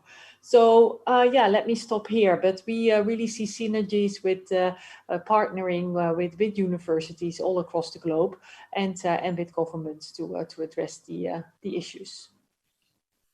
Thank you, Ms. Shert, and thank you for saying that. Let me stop here because I think it's a great talent to keep things short and sweet. But absolutely agree with the new technology and AI and the integration with universities with it. Let me move on to my final question, and this is the last question that we have. Your suggestions for cultivating an inclusive digital talent ecosystem for the region to establish the synergies for inclusive digital prosperity. Earlier from the ministers to all the speakers, we were continuously talking about creating synergies. Now it's your sort of opportunity to give your suggestions on it. I would really request this to come in bullet points so that we can get the suggestions and end this quickly. Thank you so much. We start with Dr. Satya Majumdar and then move forward according to the placement in the screen. Thank you, Dr. Satya Majumdar. Thank you very much for this question again. I think we must have a collaboration is very important with the industry, is very important for next generation technological revolution. But for that collaboration, we need to have this knowledge. Knowledge sharing is very important. Without knowledge sharing, how can you go to the industry and give my knowledge to the industry?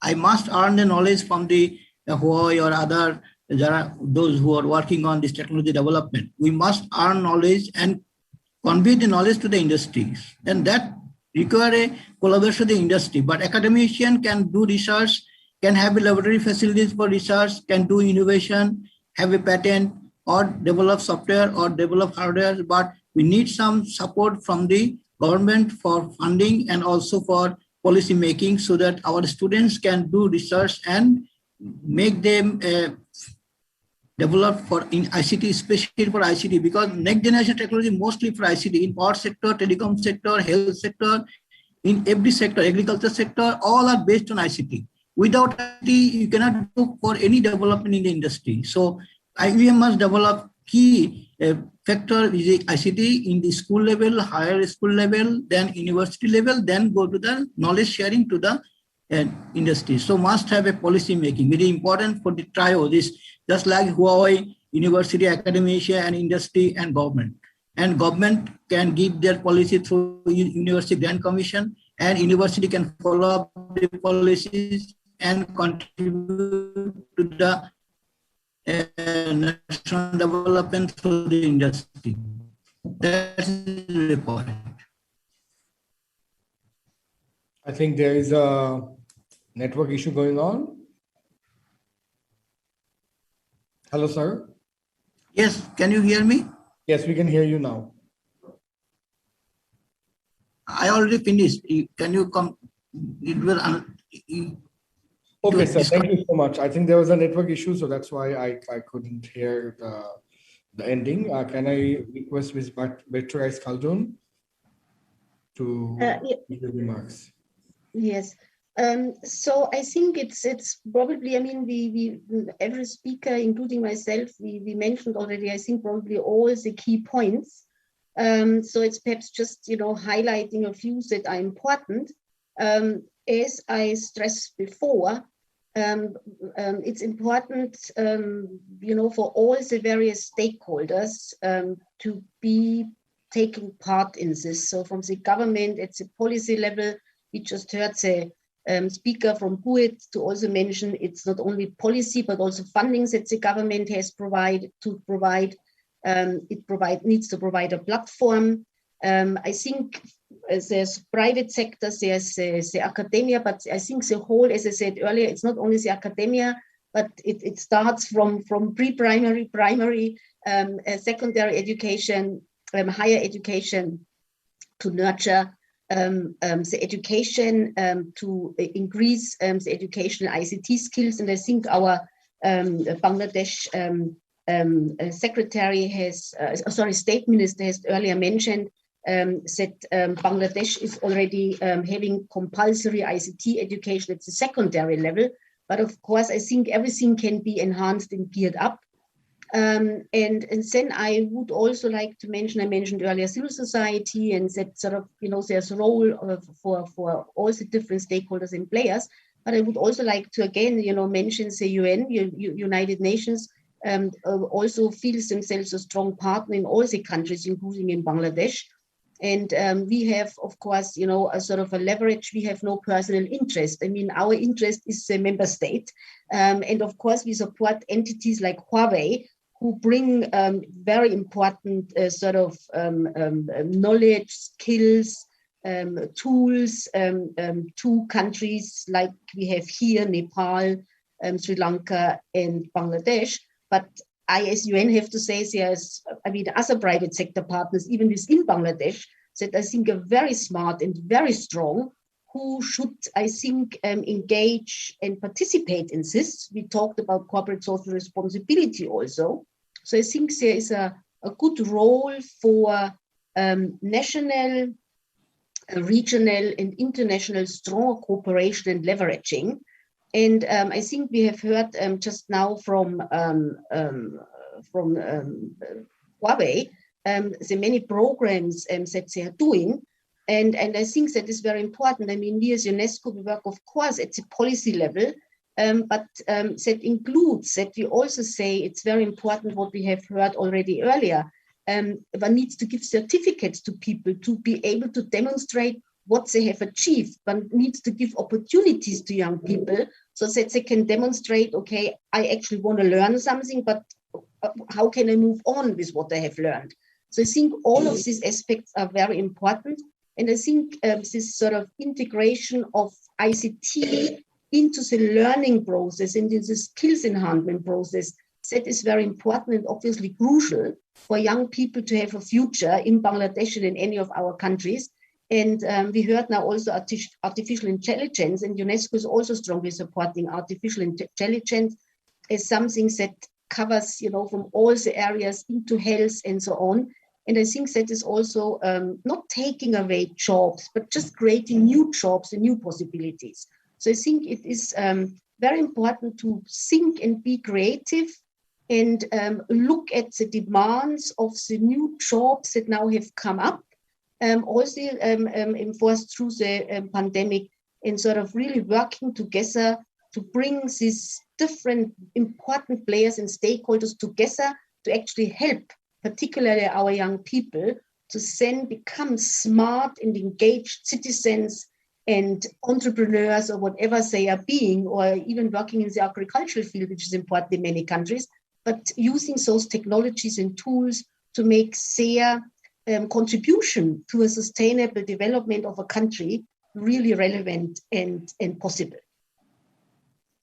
Thank you, Ms. Khaldun. It was wonderful to hear you speak. Can I request Dr. De Silva, Chancellor De Silva, to share his few words?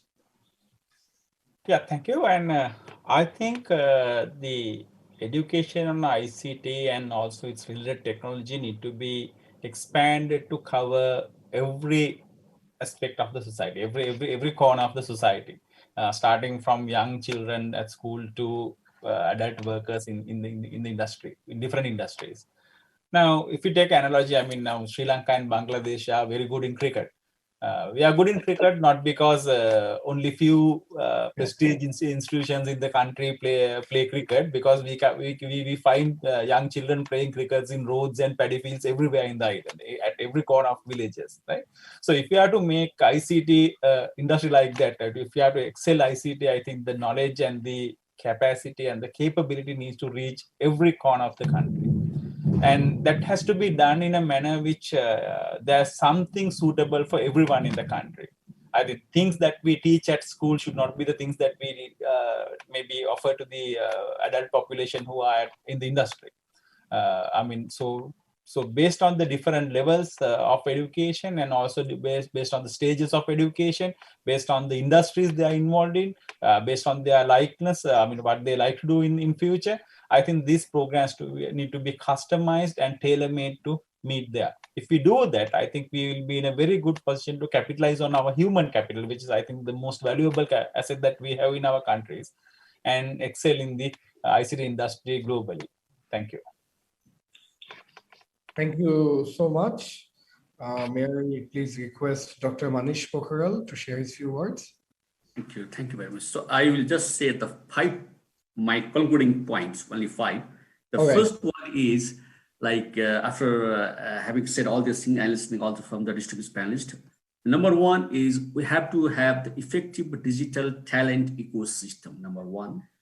And second is South Asian Consortium for the Digital Talent Ecosystems, because of the resource sharing, because we are in South Asia. So we can have we can try like our best to share our resources to support this digital talent ecosystem in our region. So we have to be leader, and we have to show the entire world that we also can do South Asia, right? That is the second point. Third is, as I have said, I want to repeat again, university and industry and the government, at least 3 groups should sit together all the time. And number 4 one is our knowledge and skills should not be confined only within the 4 wall of the classroom. It has to be visible, touchable, and feelable in the community. So knowledge in the community, we call C2C, that is a class to the community. Number 4.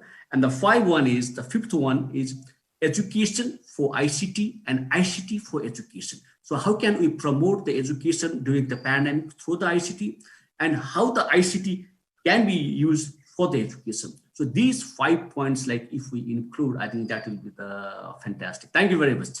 No, sir, thank you. This was really amazing, fantastic. And last but not the least, Ms. Afke Shart.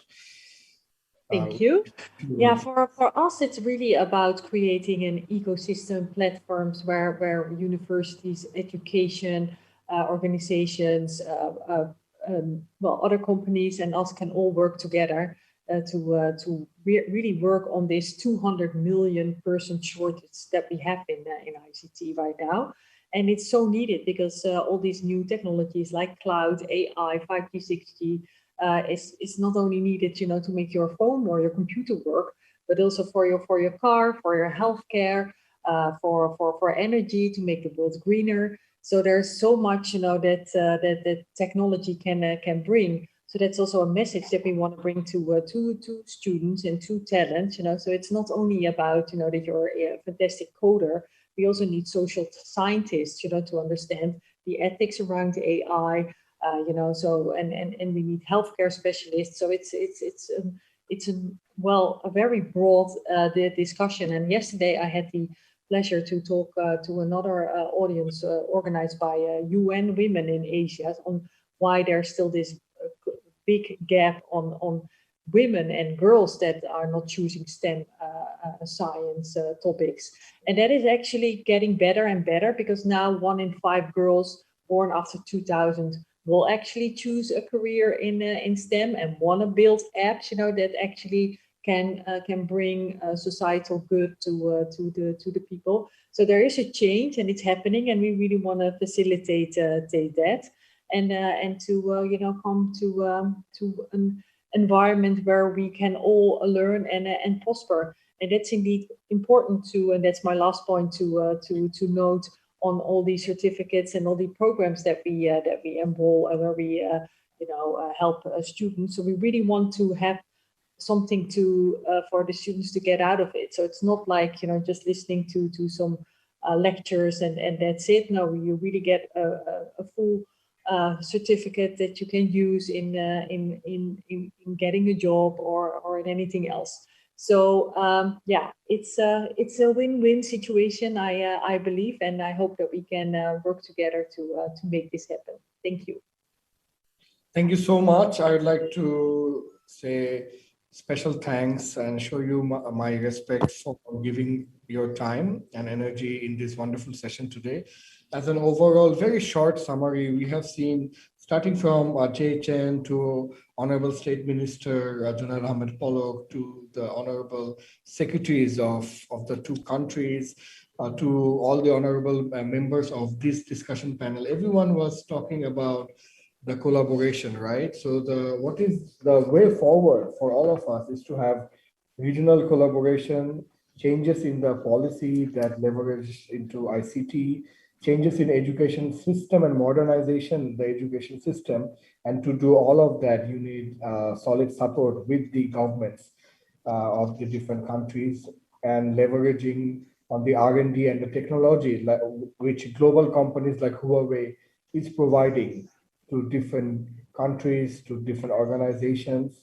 And this is the way to go. I really loved Dr. De Silva's example of cricket and Bangladeshis, Indians, Sri Lankans, we being so good in cricket is because cricket is like, it's every day in our blood. It's a thing to do, and which brings to the last line of education for ICT and ICT for education. I think that is also a wonderful summary of making things move forward. So thank you to all of you. Thank you to Huawei for organizing this amazing program. I hope everyone who has watched this program would be benefited in some sort in one way or the other. Thank you. Special thanks to all the wonderful participants for being here today and giving us your valuable time. Thank you so much. Take care. Goodbye. Thank you. Thank you. Thank you.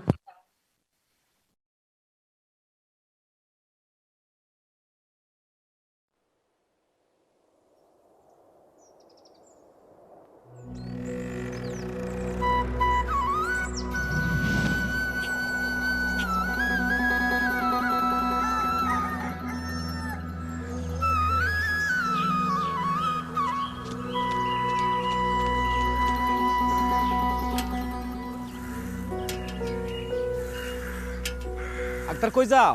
আকাশ কালো হয়ে আইতাছে, দেখছো? বৃষ্টি আইতাছে। বৃষ্টি আসতে দেরি আছে, 3টার আগে আসবো না। তার আগেই ওরে স্কুলে দিয়া বাজার কইরা চলে আসবো। ঝড় বৃষ্টি কি তোমার জিগায় নাকি আজকে? আরে না, আমার পোলার কাছে ট্যাব আছে, ও ইন্টারনেট দেখে আমারে কইছে।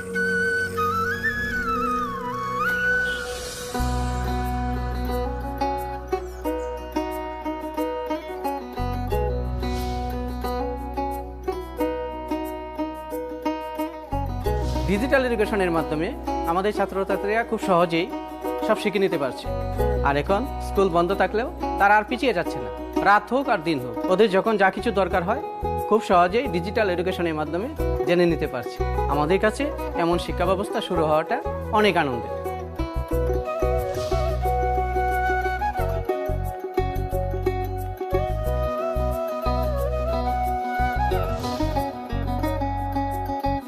Number of tabs will be distributed among few specific schools, children and teachers. These tabs are inclusive of Bijoy Digital School app and internet data. And with this smart device, the teachers will be teaching their students online.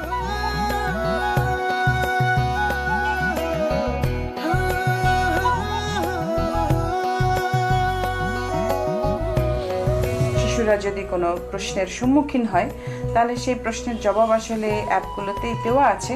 এরপরেও শিক্ষক আরো ভালোভাবে বুঝিয়ে দিতে সক্ষম হন, কারণ শিক্ষকের কাছেও অ্যাপগুলো ইনস্টল করা এবং দুই জায়গার একটা লিংক হিসেবে ব্যবহার হয়। এটি আসলে একবার ইনস্টল হয়ে গেলে তার ডিভাইসে এক বাটনে প্লে করলেই পুরো অধ্যায় তার কাছে আসলে বোধগম্য হয়। When the schools are closed for a long time, students find it difficult to study as they do not have the proper guidance. Hence, this is a great initiative for resolving this issue.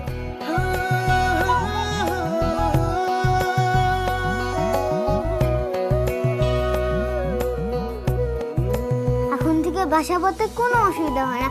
বন্ধের ভিতরে tab থেকে পড়বো, ভালো মতন পড়ালেখা করা, বড় হয়ে ইঞ্জিনিয়ার হবো।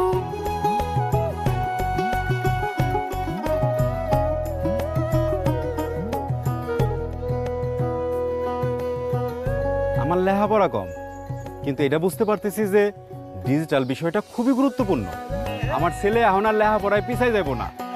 সব যখন হাতের কাছে আছে তখন আর টেনশনের কি।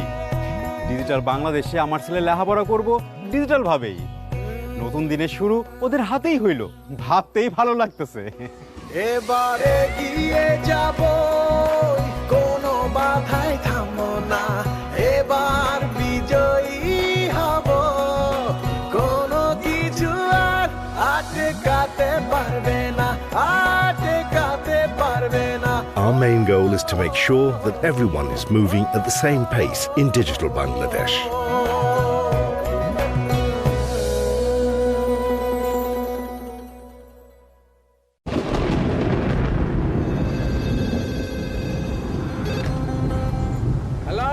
ওয়ালাইকুম আসসালাম।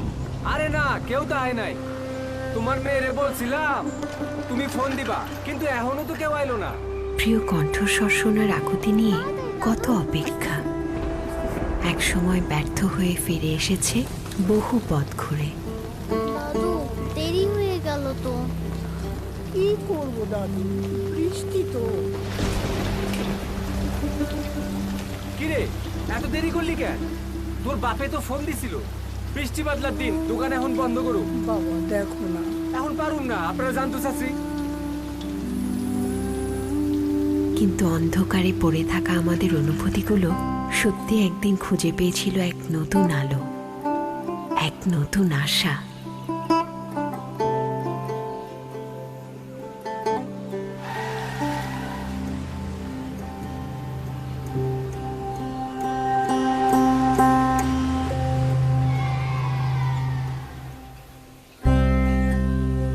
যা যুক্ত করলো আমাদেরকে আমাদের সাথে, বিশ্বের সাথে।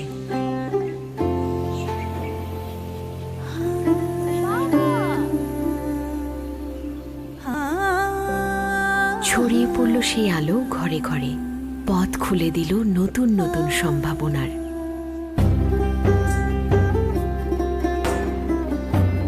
সারা দেশের বিচ্ছিন্ন মানুষ পেল নিরবচ্ছিন্ন নেটওয়ার্ক। হ্যালো, যে কোনো সময় হাতের মুঠোয়।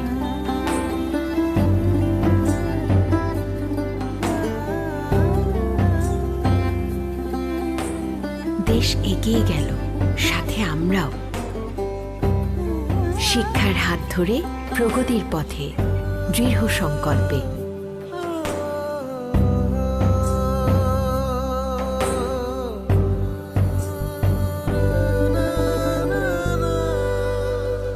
দেখতে দেখতে বিশ্বটা হয়ে উঠল আমাদের খেলাঘর। এমন একটা প্ল্যাটফর্ম যেখানে সব সম্ভব, যেখানে সব কিছু হাতের মুঠোয়, ব্যাস ব্যবহার করতে জানতে হবে। তাই চলছে যাত্রা বিরতিহীন।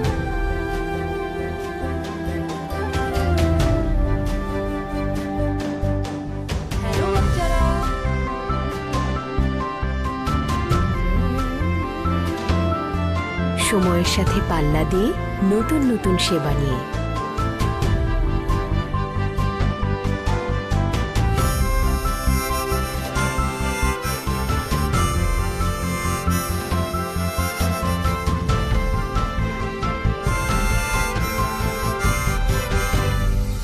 G, 3G, 4G আর আগামীতে 5G নিয়ে একটা ফুললি কানেক্টেড ইন্টেলিজেন্ট বাংলাদেশের দিকে, যেখানে আমাদের স্বপ্নগুলো আকাশ ছোঁবে।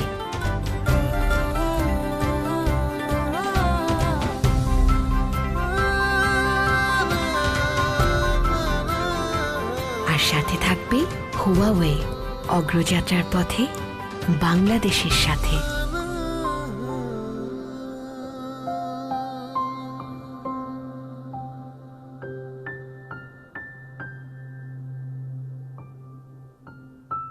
Huawei in Bangladesh for Bangladesh.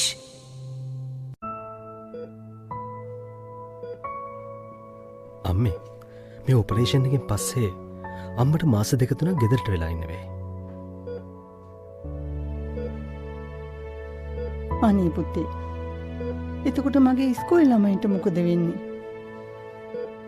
අපි මේ ඔපරේෂන් එක පස්සේ කරමු. මට අමාරුවක් නේ. පුතා අද 4ට තිස්සස වීඩියෝ කෝල් එකක් ගන්නම් කිව්වා. ඔයාට තියෙන ප්‍රශ්න ඔක්කොම එයාගෙන් අහලා විසඳ ගන්න පුළුවන්. හරි ටීචර්.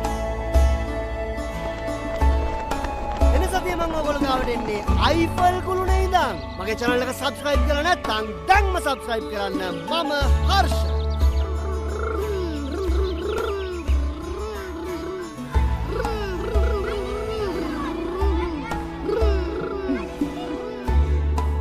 අලුත් ප්‍රොඩක්ෂන් එක අදම නැවට දාන්න ඕනේ. හැමදේම තව පාරක් චෙක් කරන්න.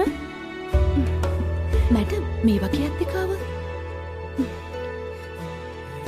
එතකොට අද්දික මහත වගේ පෙනේ. මේ බලන්න.